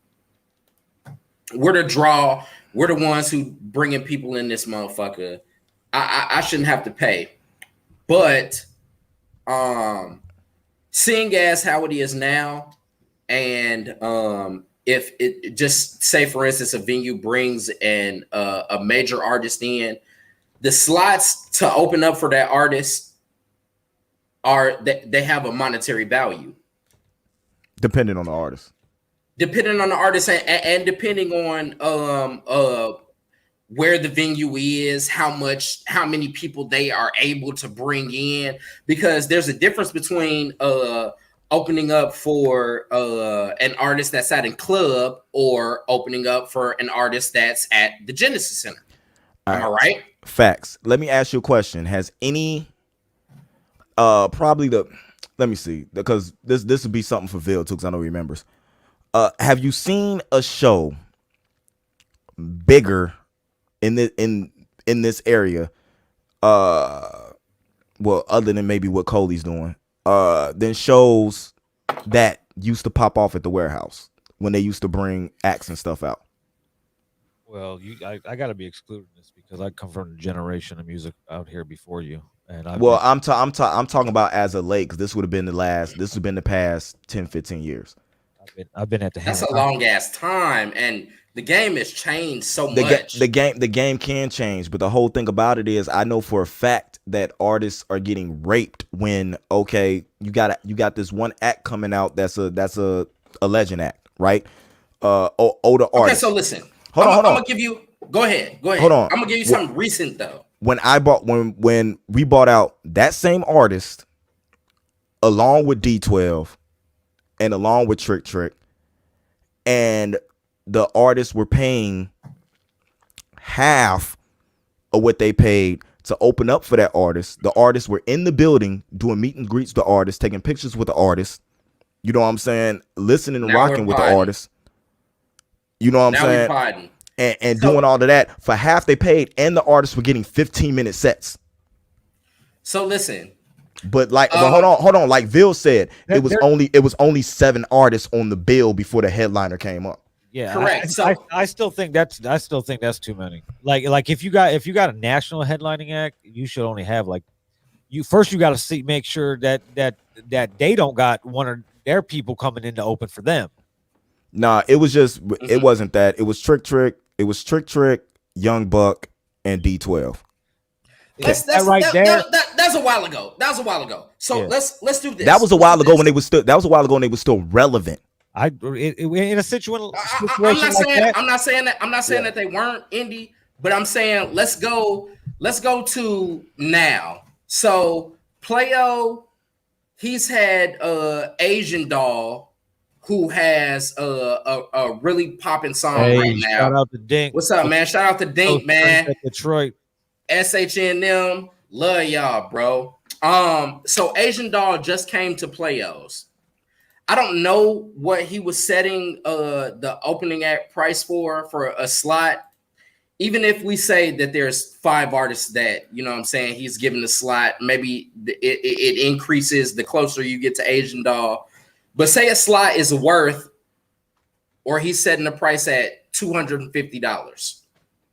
There are artists who will pay $250 in order to say that they opened for Asian Doll and to perform in front of the crowd that Asian Doll brings. Now, these people are all local people. Am I right? Is that fair to assume? Yes. The audience is going to be local. This is probably the most people. That's been our problem. That's always been this area's problem. That's been this area's problem since I started in this shit back in fucking 97, 98. You know. Yeah, true. But what I'm saying is able to get people to come here. Right. Okay, so but this is what I'm saying though. So for a new artist who wants to get his music in front of an audience of whatever demographic Asian Doll brings, you know what I'm saying? I feel like I may have similar music that would draw. I paid the $250 in order to get in front of the audience of people that are around this area in order to get my music in front of them, my performance, me in front of them, because my hopes are that, hey, of the 200 people that were in there, maybe 50 people like me and they go check out my Instagram page. Do you understand that has a monetary value? But the monetary value. Are you going to go on? Is your set going to go on when there's going to be 200 people there? Or are you going to be one of the early ones where there's going to be? Maybe. Now see, that's why the promoters, they'll set like tiers of, you know, you go on right before Asian Doll, so you pay $1,000 for whatever amount of set time that you have, a 15-minute or even, you know, I done heard some of them they only give like 10 minutes before the opener. But some people, depending on where they're at, They want that, and that has a value. Now, if you got that 1,000, what is that going to do for you as opposed to you paying for $1,000 at a venue and running your own set?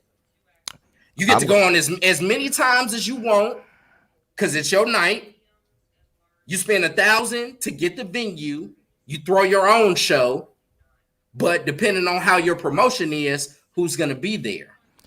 I'm gonna tell you what I'm gonna do. If I got $1,000 to pay for a set for Asian Doll, I got $1,000 to pay Asian Doll to fucking run a plug, not even run a plugger for my Instagram for a fucking week, to pull people to my Instagram or to have people check out my music or to do whatever. I got $1,000 to go pay fucking what's the red hair chick name from Wildin' Out?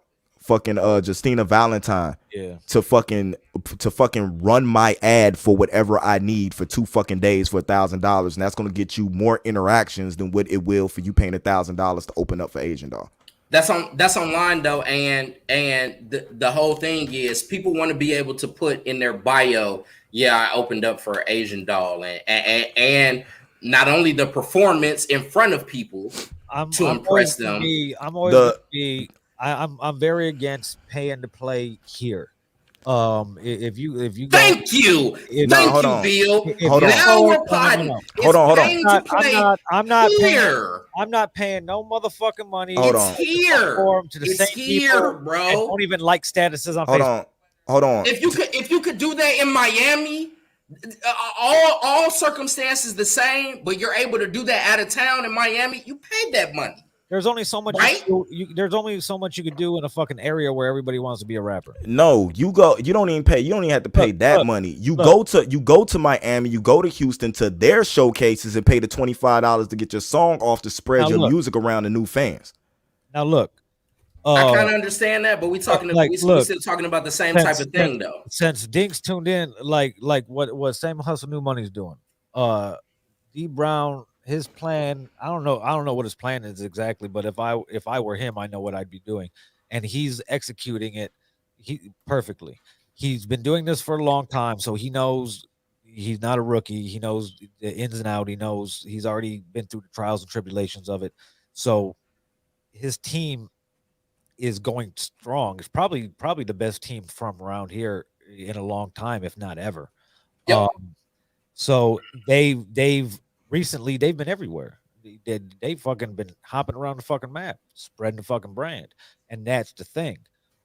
It's they've been here too, though. Yeah, oh yeah. But they're doing their own shit. They're promoting their own shit. They got the money to get these radio ads up. His D Brown and do their own shows. D Brown he was doing that. He does that on Mondays at $500 feature package. Like that's probably the best thing for any up and coming artist out here to fucking grab onto. But here's the thing with a lot of artists out here. They don't want to invest in anything. No, it's there are artists that don't want to invest in anything, but there is a big pool of artists that do. The problem is they don't know what to invest in. Yeah, let's talk about this, Rob. Investing in the wrong things. They don't know what to invest in. What are you investing in? Are you investing in just showing up at all these? Yeah. Are you investing in just showing up to all these showcases so all the other artists that are in the building can hate on you? Or are facts? Or are you like I said, for what you're gonna pay for that, you can get somebody who's bigger for cheaper to promote your new video that's coming out, or promote that song that you got coming out. Did Middleton just hit another 3? He did. For the same money that you know what I'm saying, you can hop on that same Hustle New Money page, get that $500 feature, pay that $75 to Skull to get that fucking drop on the radio. You know what I'm saying, that you're gonna do for that song, and then at the same time, what's that? $575. You know what I'm saying? Take $250, get you an artist somewhere else that's running promo packages on their Instagram or something like that. Promote that track. You know what I'm saying? That you got to get them to get you the followers to the thing on what's going on, and then you still got money left out to take your bitch out to something to eat. in that $1,000, and it's gonna get you more. And this ain't no shot to Playo, because I love what Playo's doing for the city, bringing people in, making people feel safe. He created a venue that's doing stuff that other venues out here weren't doing. In the middle of fucking nowhere too. Yeah, doing the damn thing. Jason's doing another thing too with the Wonderland thing out there at the old Gander Mountain. You know what I'm saying? All age stuff, because we don't have a lot of all age, you know what I'm saying, venues and stuff out here for him to be able to pop that off. So there's people out here doing things that they, you know what I'm saying, they need to be doing.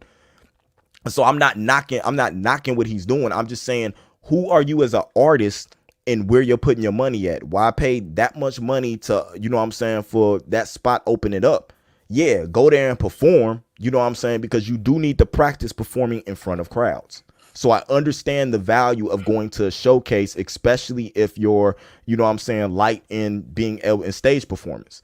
Because I'll take as one of the people who I believe has one of the best stage performers around here in Mr. King, who when he first started performing, you know what I'm saying, was nowhere at the level where he is now.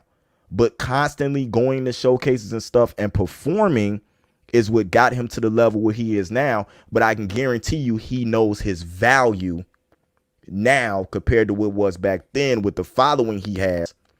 And he's not investing in the same things a lot of these newer rappers are investing in.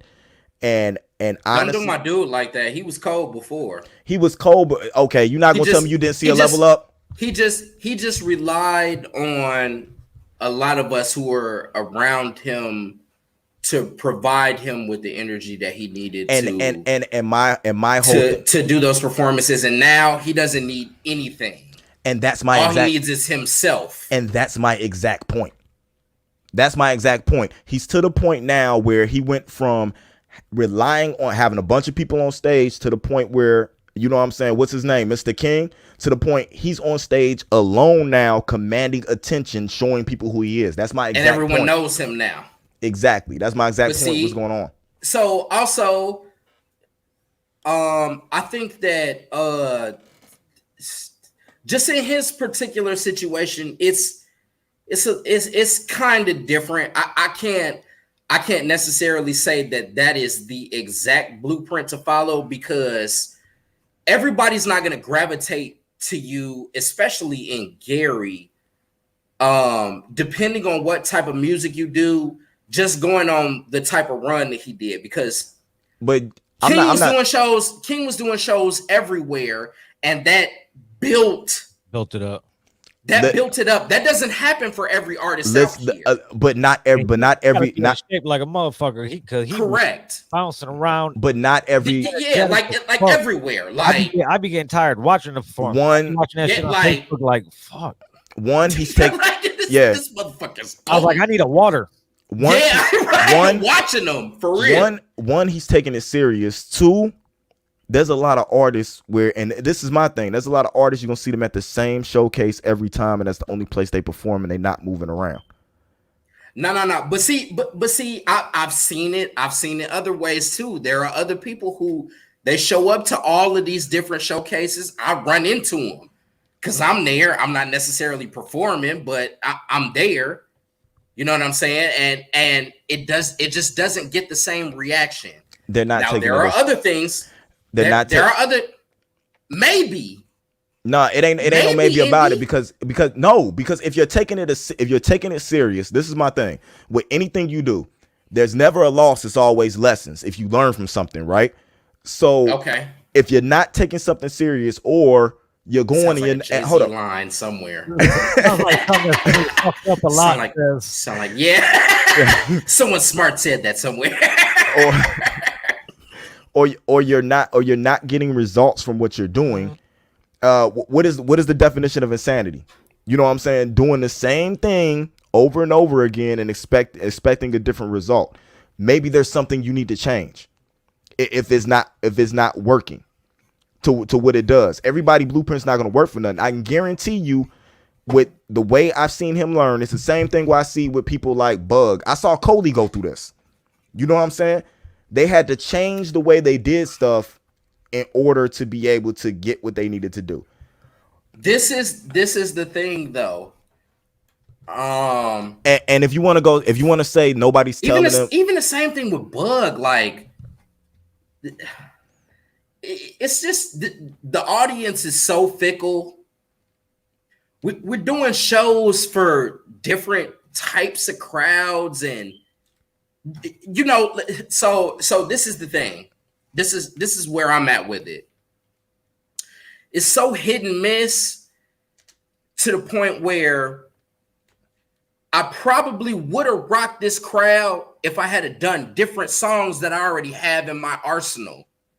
But because I didn't know how the crowd was going to move with this, it didn't work out in this particular way. But if I came back here under completely the same exact circumstances and just did different songs, it would have went completely different. This is where we are as artists, where we are doing trial and error. This is what the showcases are for. And that's exactly what I said. But if you're doing trial and error and you see error and then you're not changing the error, you're doing the same thing over and over again, you're going to end up in the same spot. This is why I go with that. I don't think that's necessarily the case, because it's a lot of people that are doing they're doing the research and they're figuring it out, but it's all on the fly though. That's this business. That's the nature of this business. Correct. That's why certain people, they're able to find a formula that works for them and do that. Or you you stop being a rapper and you turn into an artist and you see what it's for. You know why people like Abzeeb win or other people like that? Because you know what they do? You know what I do? Any show I go to, flash drive, right? Flash drive has every show set I ever done on it. You read the crowd, you do the set that's going to work for the crowd.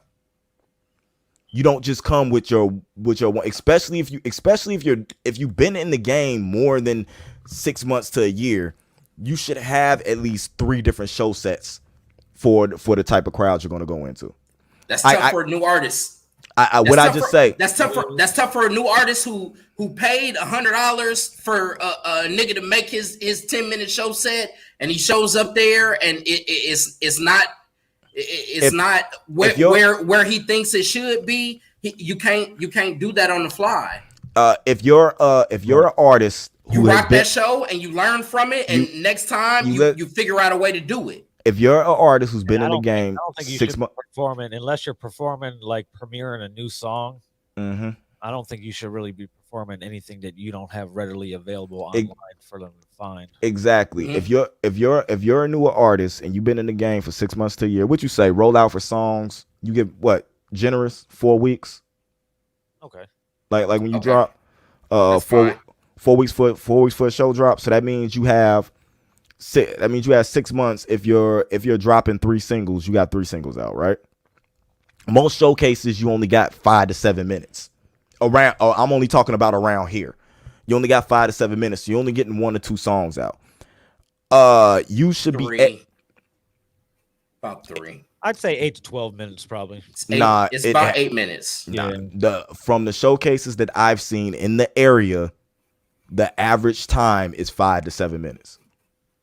Who is doing 5? Let's not.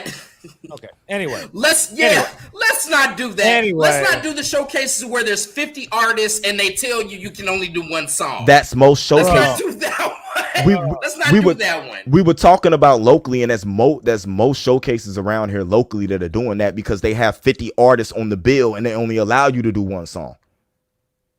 I don't suggest you show up to that one. That's an artist. Bro, you can find somewhere else. There's somewhere else that will let you pay your $10 to $20 and you get 8 minutes. 8 to 10. That might be something good on Netflix that night. No, even if you're doing 8 minutes, Loki's out. Even if you're doing 8 minutes, 2 songs, because if you're promoting a song that you have out, you should be doing the full song to start off with. Okay. So that's taking up anywhere from 2.5 to 4 minutes, depending on if you want to be like 4 minutes. Jesus some of these rappers stop Bro. making 4-minute songs. That's not me. That's not me. Bro. That's not me. How long are we gonna talk about this? How long is bad to you? It's long enough for you to fucking sexually assault a blow up doll. Yeah. Almost 4 minutes. It's like 3 minutes and 33 seconds long, bro. Yeah. That's an But extra long it's song. a though. very engaging song. That's an extra long song. Yeah, but you need to know It is, how. though. You need to know how to read a crowd. Any songs that you're bringing in, especially if you're going to perform, you should have those songs on head to start off with if you're going to perform. I don't know anybody who doesn't need to be thinking about how they're going to perform a song. That's why we performed that. That's why we closed the set with that song. Yeah, you need Correct. to practice. You know Correct. what I'm saying? You need to practice your art. Like me, I don't do it anymore because I'm old. But I used to run. You know what I'm saying? You get out, you run, build up your car. I used to run, throw the earbuds in, and be rapping my sets. You know what I'm saying? Teaching yourself how get your cardio up, teach yourself breath control, how you gonna do it and stuff like that. If you're taking it seriously, if you're really not gonna take this serious, then you're doing it for a hobby. Treat it as a hobby. There's no reason you should be paying $100 to go open for somebody if it's a hobby. If you're serious about it, treat it like you're serious about it. You should be trying to create it into a state of revenue, and off that branching off into other revenues, you know what I'm saying, to go into it. There's about 50 artists that be at these shows. They ain't got no type of merch. And it's too easy to have merch now because now you don't have to pay for it. You could set up drop shippers to have merch, put your design up and send somebody to the page to go pay $15 for the shirt to have your stuff. You're really old. Yeah. You're really old, and you've been through so much to understand that. What I would like for you to do is go back, Write a book to when we don't you gotta talk about it no more. Yeah. And see, Write a book. No one reads anymore. No, that's not. Nah, it's a lot of people that read. I'd read his book. I'd read his book. No, if we go back to even that, I had just your mindset, as an artist. It's like, dude, I just want to rap. My mindset. I just want to rap and get it in front of as many people as possible. That was never my mindset. My mindset was always this is to generate some sort of revenue. You got to understand that I came up under fucking Kyle Miller, and the only thing he thinks about is making $1. Making $1, drinking alcohol, and fucking 55-year-olds. Oh shit. That works though, but that works though, but like you gotta understand, our mindsets back then are the same as the artist mindset now. But listen though, the game has changed so much in between that time. We didn't even have access to some of the stuff that these guys have so much access to. The game, and I understand that you're giving them the game. The game right now is easier for them to spread their music around and get their name around easier than it ever was for us. Yes, period. Without a doubt. You give me what they're able to do. You give me what they're able to have now back then, and me and Ville are fucking sitting somewhere in San Diego with Dre right now. Huh? I just took a nap, and you guys are still talking about this when I woke up. Oh, you went to sleep? I wanted to get into so we're gonna talk about this LGBT.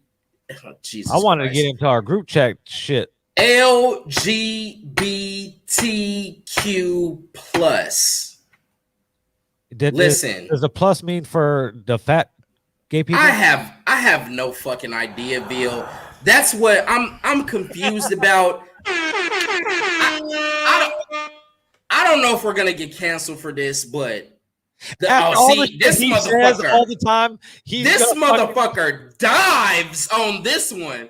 Listen, man, I'm just at odds with them on this part. I just want my sister to be able to call me on her birthday. I don't just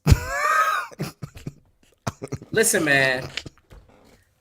I don't want to get fired on my first day at work tomorrow. I'm just so confused by all of the letters and what they stand for and what they mean and what it means for me as far as addressing them and talking to them and talking about them. I'm confused as fuck about this. We need there needs to be an authority. There needs to be a list. There needs to be a fucking list. Help a brother out, yo. Syndrome. How do you identify? What's your pronoun? Shit, I don't even fucking know anymore. I think I'm a he, but what was this that started this? Indy, what was it? Because Indy said he identifies as this. Leave me alone. I didn't say anything. Just say it. Oh, just say it. This is gonna be good. Just say it, bro. Come on. I can't pronounce it properly. That's why. Now you can't pronounce it. Get the fuck out of here, bro. The group chat shit he was talking about. Yeah. A person who or something. Did he say homosexual? No, not homosexual. Demisexual. A demisexual. Demisexual, yes. A demisexual. A person who they only are attracted to you after having, or they only want to have sex with you. People that they're they have a strong emotional bond with. He's a fucking liar. How am I a liar? He's a liar. How am I a liar? You're absolutely a liar. Everybody that I ever had relations with, I had a strong connection to. I smashed one person on the first night, and I ended up marrying her. Well, I apologize. I don't believe that. Yeah. First off, I don't believe that. That's facts. You said too many. You told us too many stories with you and Rev. Oh my, yeah, I don't believe in hotel rooms where bro, I was met women. Me and Rev, me and the girl who shall not be named. For all you know, you've been drunk and fucked a raccoon. Nah, that's not true. Facts. That's not true. No, I had a 15-minute conversation hooking up a tree to a dandelion when I was accidentally off acid. But I've never had drunk or high relations. What? not with somebody that I wasn't already in a relationship with. I've never had that like hook up off being drunk or high. First of all, I think you've had relationships with people that were in a relationship with other people. Doesn't mean I didn't have. It didn't mean that I didn't. It didn't mean. That is awesome. Our viewers should shoot up every time Rob says some wild shit like that. It did. The viewership's going up now. It's going up now. It doesn't mean that I did not have a strong bond or connection with that person, because a lot of people that I've been around for a while. You know what I'm saying? We had some type of bond, some connection that we go. That's all I'm saying. Bro, I don't. You fuck bitches that you don't even remember fucking. That's because I have a bad memory. I'm not, the sex wasn't memorable. I ain't going for this shit either. The sex wasn't memorable. He's lying to him. He's trying. I'm not lying. I am not lying. He's trying to reboot his shit and implant new memories. The point of this is that I just need some clarity about all of these. So there's you had an emotional bond when you got kidnapped. There's demisexual, right? Yes, I did, and I was mad, and I still talk to her. An emotional bond with her. That's crazy. Before relations, because she took me out to Chuck E. Cheese with the kid, and I'm a sucker for kids. You need therapy. I did, and I did, and I went through therapy. How the fuck you think I found out that I'm a demisexual? I've been through therapy. I think you just was like, no, you're not a demisexual. You're a fucking anything sexual. Okay, so get this. Where's the authority on this? Hold on. Get this. Okay, so you're not. Hold on. You're not allowed to develop things in your personality. You know what I'm saying? As you grow. So basically, you're telling me that a person who went to jail can't. You know what I'm saying? They can't come out and redeem themselves. Villains can't become heroes. You know what I'm saying? What's going on? So what you're telling me is that because of actions I had when I was 13 or 14 years old, that I can't identify as something as I am an adult, been through therapy and everything like that now. No, what I'm saying is help me understand all of these different levels. And you know what? That's a bunch of bullshit, because yeah, it could happen, but it didn't happen to you. How do you know what happened to me? You know what I'm We saying? know you. We're aware of you. No, because y'all want me to go back to wild days so I can run around and do all type of debaucherous stuff with you guys. That's what it is. Dope. Was that fucking Coach K from Quality Control? Jesus Christ. I think he was at the game in Atlanta that the Bucks won. The Bucks win. They win by 11, 113-102. For any of you who are any of our viewers who are Milwaukee's up 2-1. Also, yeah, they're up 2-1. They go up 2-1. They won the first game in Atlanta. So and I think I saw Coach K at the game. He just shook up with okay, Indy, sorry, you're a reformed male whore. I was never a male whore. I haven't had half of the sexual partners you had in my lifetime. I think he has lied. I think he's like Donald Trump right now. He's just lying. I am not. How am I? What identifies you as a male whore? Middleton went crazy. I know you were wild growing up. No, I really wasn't. Yeah. I really was not. Really was not wild. And then when you grew up and like were a nerd, early nerd, you probably went to like Renaissance fairs and. I've been a nerd my whole life. That's not nothing as in that had anything to live. I was just a nerd that lived in the Bronx. That's all it was. Gary, Indiana, not New York. By the way, people, for those who are not from around here. GIB. Yeah. And that's how I was. Everybody that I've ever had a sexual relationship, I had some type of a bond with. I can't just lay down with somebody just to lay down with them. That's how I've always been. I'm not lying. I don't even know like now. Huh? Look, Man, there was a point where you did. Because you didn't lay down, you were probably just in the closet. Jesus Christ, bro, bitch over, bro. So you've told the story on the podcast about the chick on the bus. Yes, you developed a strong emotional bond with her in the midst of the bus ride. In the midst of the bus ride, through conversation, we had a lot of things. How long was this? Kill yourself, bro. Kill yourself. How long? There's no way that you're gonna be able to slide on that one. How long was the bus ride? Yes, from Gary met. Well, she got on in Indianapolis. From Indianapolis to Fayetteville, North Carolina. Not that long, bro. What the fuck is wrong with you? You met her. You was like, I want to smash. You smashed. Evidence she was going presenting as in your defense for you to be heterosexual. That's terrible. And but listen, I'm not to court. And I was 18. Listen, I'm not willing. So like he was saying, I'm not willing to be like, okay, because you weren't a demisexual at that point in time in your life, that you're not one now. Okay, this is my whole thing.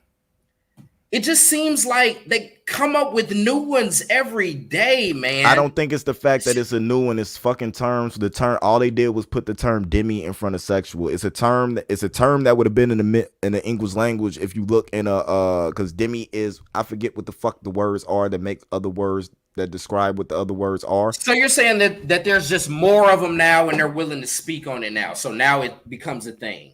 Is that what you're saying? Yeah, it's something that I was told by a therapist. It's been a thing for a while. It's just the fact that now more people are finding out that that's the type of person that they are, to what they like, that you have people talking about being that.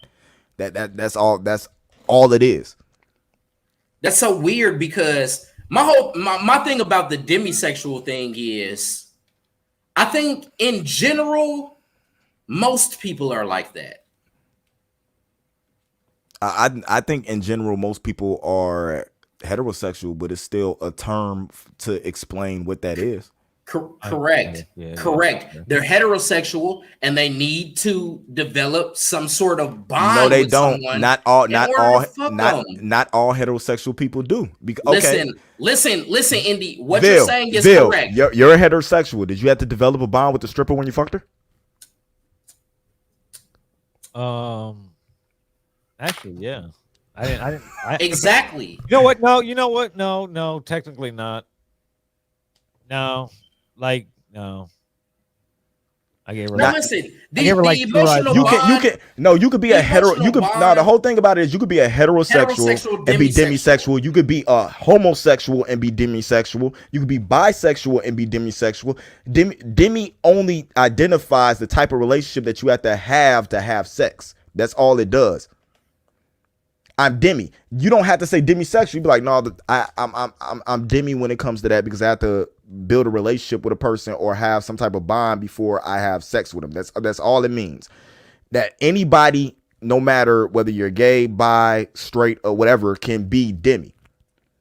I think most people are that. Not in this world, not in the day and age.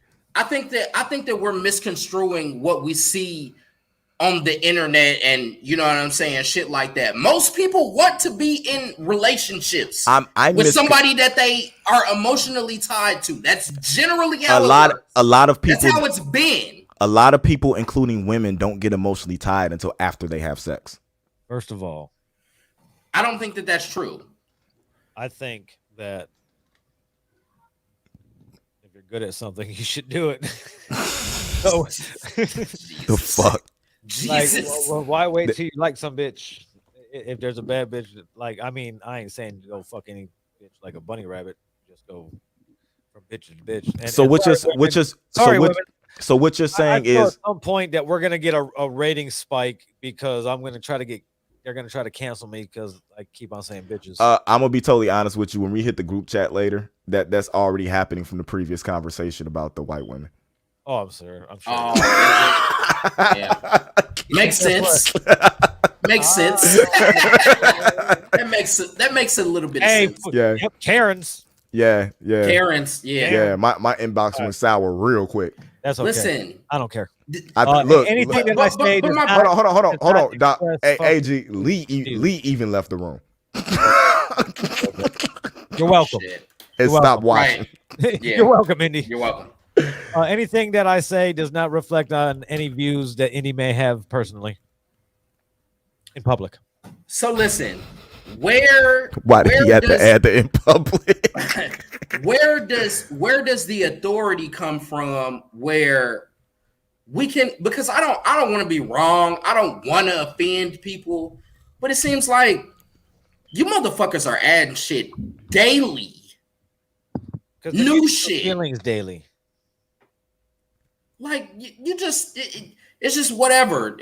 And honestly, how I feel is really I don't give a fuck who you want to fuck. I don't care if you want to have an emotional bond with them. Wrong. I don't care if you I only care like men, women, or animals. Just keep that shit to yourself. I care if you want to fuck animals because I don't really want to hang out with you then. Wrong. I don't think it's a fact that is something that might be really cool, man. No, wow. Might be really cool. I don't really cool. I don't know. Like the fuck, cool as fuck, man. Yeah. It's goat wife in the other room. Those views. I have nothing to do with those views there. Those are all his statements. Indy distancing himself from someone else's views. When his is crazy as shit. We're right. This is new. We're breaking ground on Sunday dinner. Yeah. How about that? Listen, man. I just need some authority on this because I'm not intentionally trying to offend people, but the shit is getting overwhelming. You guys added a fucking plus to all of the letters that you already had. Jesus Christ. That means it's for help me. It means it's help for me. Fat gay people.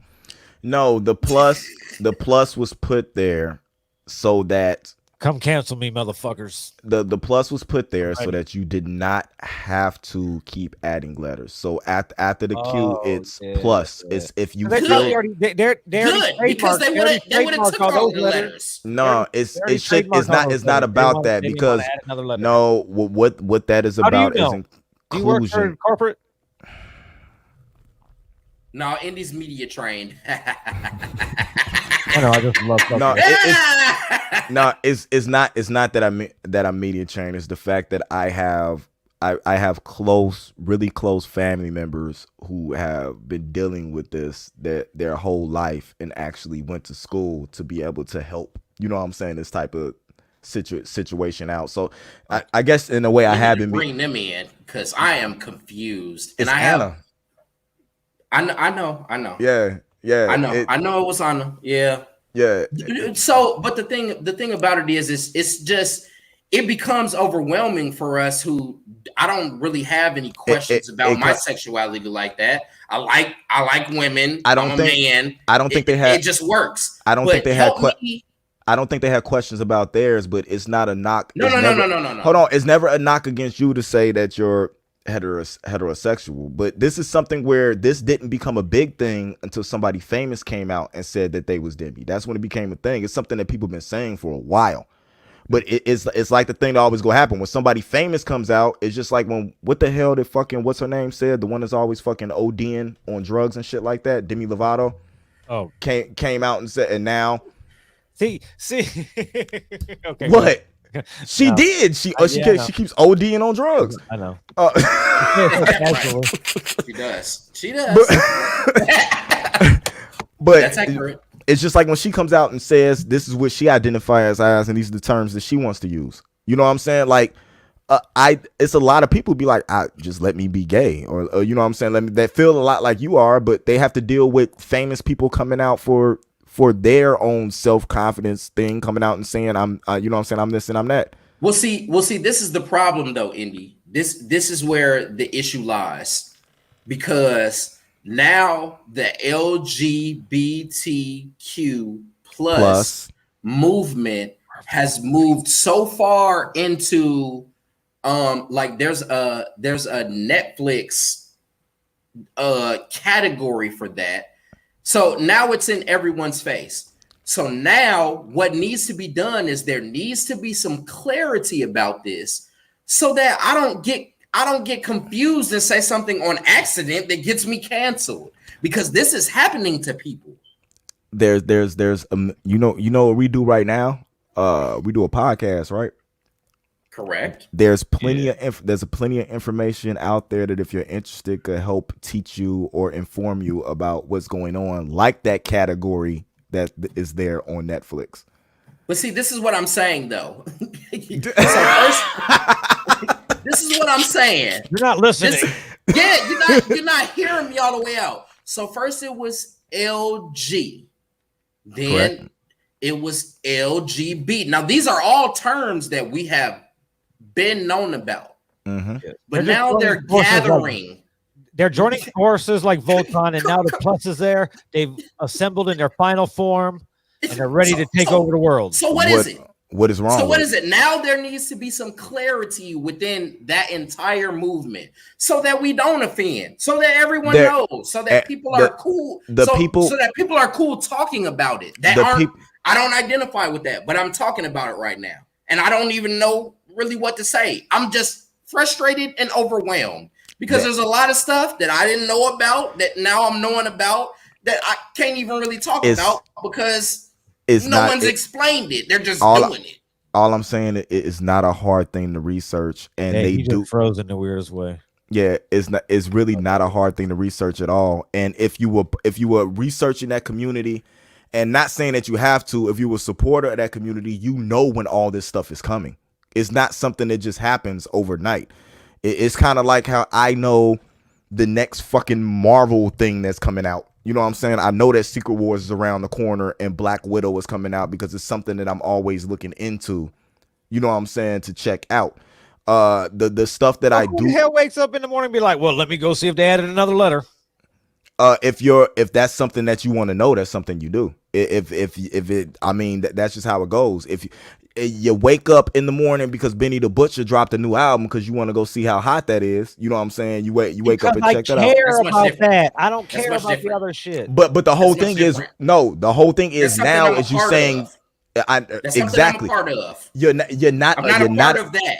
You're not a part of that, but you want to be informed about it, so you have to make yourself informed about it. So you have to come to understanding. I'm not into. I love music, you know what I'm saying? I do that. I'm not into music theory, but to be able to make myself informed on what producers or engineers have to go through to do something, and I really don't give a fuck about it, I have to go read up music theory in order to become more intelligent about it.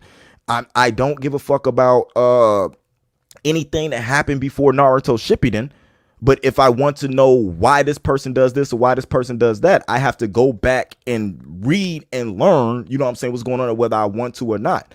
So it's just, if you want to become informed about it, which I believe you should be, especially if you have questions. Anytime you have a question about anything and you want to know something, go inform yourself and make knowledge about it. Us knowing everything that's going on and having more knowledge is what's going to make us better people to start off with, and it helps you prepare yourself for anything. It's just like when they tell us to go learn Spanish or go learn another, language or something like that. I wish I would have learned Spanish, because these motherfuckers be cussing me out and telling me they finna rob me. I don't even know what the fucking shit's finna happen. Okay, so all of that is true, but what I'm saying is, they're at a state where it's all still evolving. It's still new stuff is coming out every day, and it's overwhelming. It's probably overwhelming for them. It's kind of like when somebody from Android goes to iPhone and they keep sending them fucking updates. It's always evolving. I don't know what the fuck is going on, but you look in, you research in order to learn why that's working or what's happening, what's gonna, how's it gonna go. Like you said, that's not necessarily true. I just let it update. I don't give a fuck what bugs you guys fix. Okay, just make sure that shit is good. That's just we all respect. But we love our LGBTQ friends and family. It's a lot of them that say, if you don't want to learn why we do this, that you don't really love us. No, I don't think I have a problem with learning. Just explain it though before you get to going crazy on. Hold on. Now this is the whole thing about it is I could tell you on a person-to-person interaction what you're saying, right? I can get that on a person-to-person interaction, but they can go that we've been explaining this for years. This is what we had marches for. This is what we we did. We just figured that it was national news and you would know what was going on. But that's the same thing that we have about other stuff that goes on, is that people do expect you. I see what you're saying. People do expect you to know shit that you might not obviously be tuned into, because everybody's in a different part of the nation. Everybody's dealing with, different things. We grew up in an area where that wasn't necessarily something that we dealt with on a daily basis, to where if you were somewhere in a bigger city in the West Coast, in Texas or something like that, where you had to deal with it on a daily basis. So we do come from a point where we're more ignorant about the situation. But when you're ignorant to something, I believe it's on the person who is ignorant to inform themselves, or like you just said, a person before a situation happens, and that person and those people could also be misinformed or don't know how to handle a situation because of everything they've been going through. So not only do I feel like we should teach ourselves more about what's going on, I feel like they should know that everybody doesn't know what's going on, and not blow the fuck up on people for not understanding what you're going through. I think that's more so the case than the ignorant person, because somebody who's ignorant, they don't even know where to go to get the information, bro. If you can fucking look, every I don't give a fuck who you is. Everybody and their mama, I don't care how ignorant, dumb diddy dumb or whatever you are, every motherfucking body can type Pornhub on the internet. You know something about what the fuck this shit is, because no matter how much you try to avoid it, when you're scrolling down the page, finding something's gonna slap you right in the face. That's unfair, because that's not really the sense that we're talking about, though. And we're not talking about what the actual act looks like, because I don't. I'm not saying what the actual. I'm just talking saying about what it is and who people are. Type in. Hold on. Go into your Google bar or your Safari bar right now and type in bisexual, homosexual, and tell me what the second thing that comes up on the page is. I really don't want to do that. I really don't. And you tell me what the most searched thing is under that title. I don't want to do that. Yeah. I don't want to. But my algorithm's gonna fuck up from that shit. They gonna start sending me weird ass shit, and I'm like, oh man. But I just want to digress. I love people, no matter your sex, color, creed, or identity. what you go through, unless you're a local rapper that thinks you're bigger than what you are. Fuck you. Jesus Christ. It isn't like those people. And I am for all colors and races and white women. I love you no matter what they say. We do not hate you, and all white people are not evil. Yes, they are. No, they're not. Majority of them are. Not all. We're not blanketing. We're not blanketing anything. Not all. What do you think? Like, it's probably. You think it's like we're definitely gonna get canceled on a scale of 1 to 10? You gonna get me kicked out of my apartment? We're definitely gonna get canceled. I need to do a study on the and check the demographics on the lower states. But we are in a region with us. With us, that's a little bit more hate. I think you see a little bit more of it depending on where you go. I think it. All you gotta do is go to a region news source. Yeah. Mm-hmm. Page on Facebook and look at some of their fucking posts, and it's oh my god, it's crazy. You're like, oh Lord, bro. Like, wow. But not all white people are racist idiots. Not all. No. It's a lot of times people come from what their experience is, and they haven't met, you know what I'm saying, a group of people where the experience can change, and that's the problem. The percentages are too high, depending on where we come from, and that's mainly because we're not on an equal playing field. So you're always going to look at stuff as different. When equality actually hits like it's supposed to hit, maybe that's when things will start changing. But as long as a majority of people have power, you're not going to see that happen. I'm still waiting on what black people are supposed to get, Mr. President. There we go. That's where we're going with this. So, how do we feel about Well, I know me and Indy specifically spoke on this, but how do we feel about the LGBTQ plus movement gaining so much traction to the point where black people feel even more marginalized than that? So this is how I positioned it to Indy. I said, if I'm a black gay man, what side do I side on if those two are opposed? It's safer to side with the gay side. Correct. It depends on the situation, but it is safer to side on the gay side. If you're just a gay man, it's worse. If I'm a black gay man, if you're a black gay man getting beat, so those are actually three different. Here's how fucked up this country is. If you're a gay black man getting beat by the police, they'll care more than they will if you're just a straight black man. Correct.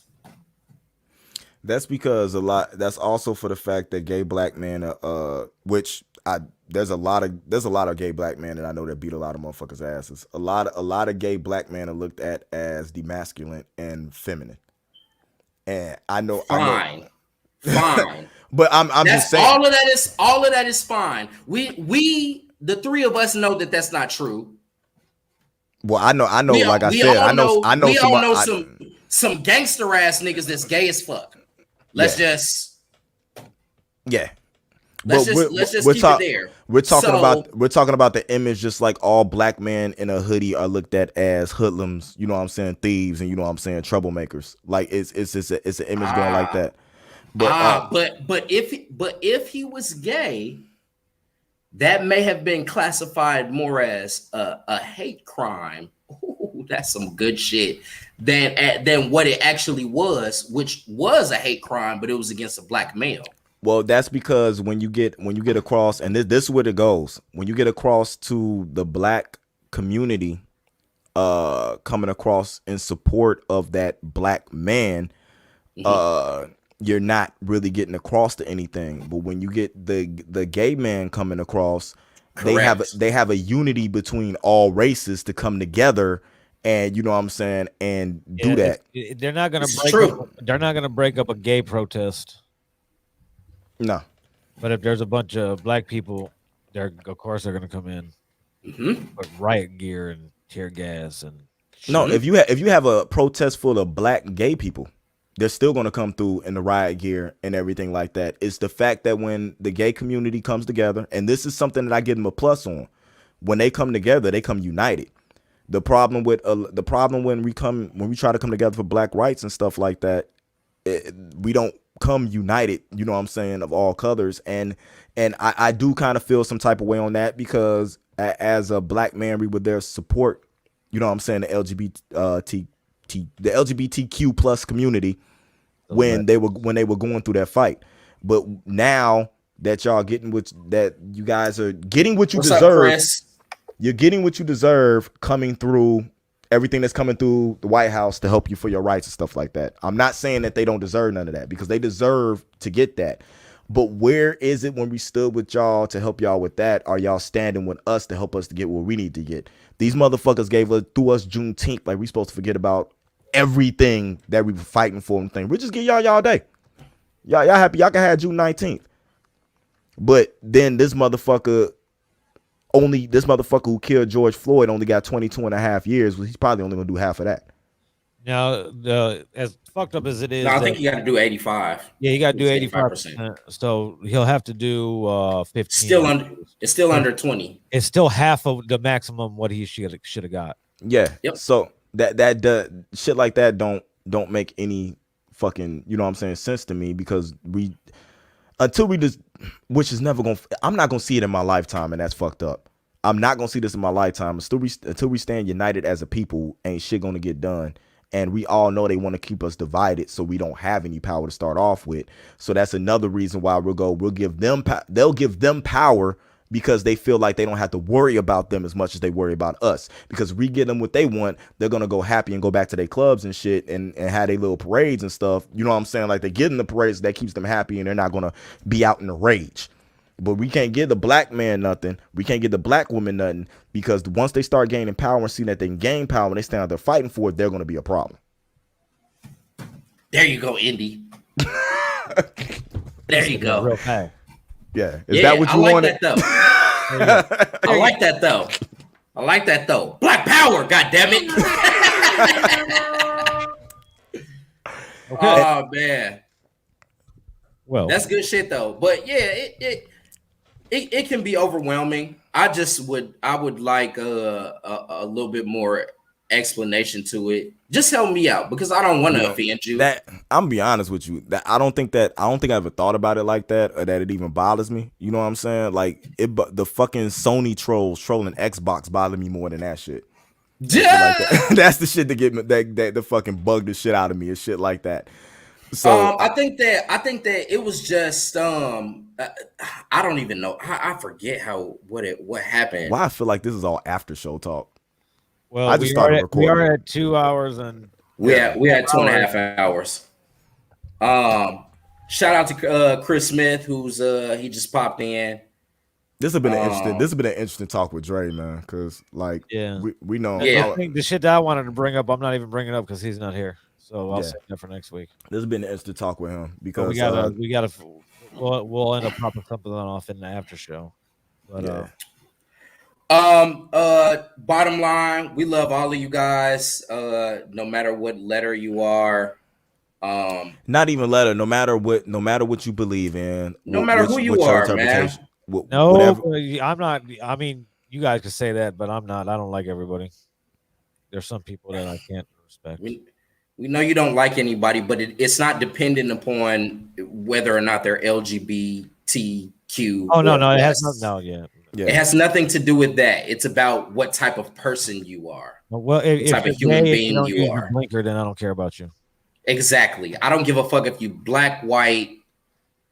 I don't use my blinker, so me and Rob are probably at odds, or at least sometimes. Oh man, Indy, how did the Cliff O conversation go today? Go watch it. You fucking. Let's get to our after show. Yeah, let's get on the Patreon. Yeah, we appreciate y'all tuning in, man. This has been a weird episode 20. They never stay around for the serious talk. They just want the bullshit. Yeah. Like the minute we got serious, it's like, this is what I came here for. That's what you guys can go to Spotify and listen to it. Yeah. Or YouTube and watch it. But this was episode 20. We will be back next week with at least 4 of us. And it'll might probably have a special surprise going to fucking the fucking wooden shoe factory in fucking Holland, Michigan or some shit. Yeah, and it might be a fucking slew of women coming so the comments should be interesting. And a bunch of all the women Indy had emotional bonds with. Right. In the comments.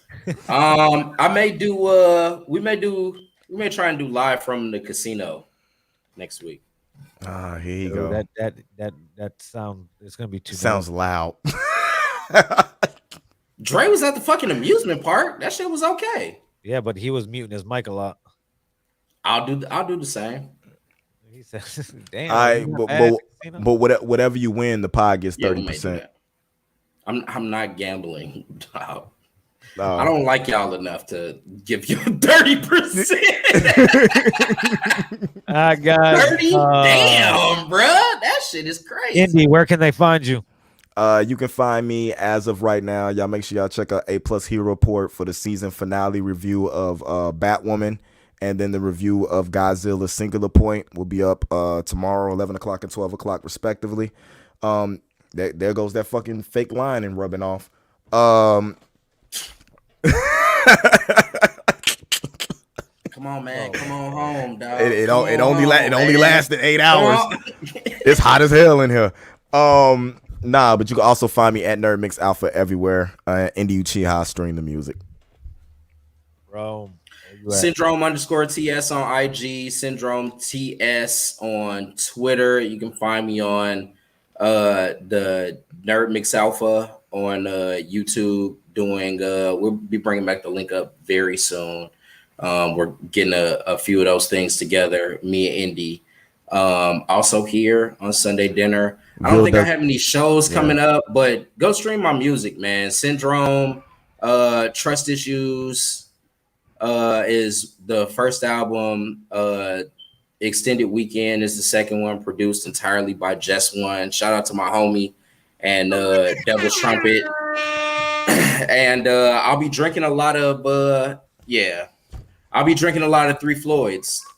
So how's he gonna shout out Devil's Trumpet and then say he drinks a lot of Three Floyds? Because I work for Three Floyds. The Devil's Trumpet just had their 7th anniversary. There goes the Devil's Trumpet sponsorship. Oh no, they gonna rock too. I was at the brewery, the main brewery on Friday, talking with a couple of people. I was telling them I was going, which I didn't even make it to, but but I don't think they're doing Dark Lord Day this year, which is kind of upsetting. They're just selling bottles. They're not doing the fest. They're just selling bottles. Yeah, that's fucking sucks though, man. You had like 10 years of Dark Lord Fest you went to. Man, fuck that, dog. I just started working there, goddammit. I want to see a Dark Lord Day. Okay. If somebody just jumped in right now and listened to it right at that, they're like, oh, it sounds like you like you're a Satan worshiper. That's what it sounds like. They jumped in right there. It's all right. Yeah, so that's cool. Y'all find me Villain.radio on Snapchat, robvillain.com every week, 8 o'clock Sunday dinner. White Devils will be back soon. Rich just got home from the hospital. Welcome home, Rich. Shout out to Big Rich. Be on the lookout.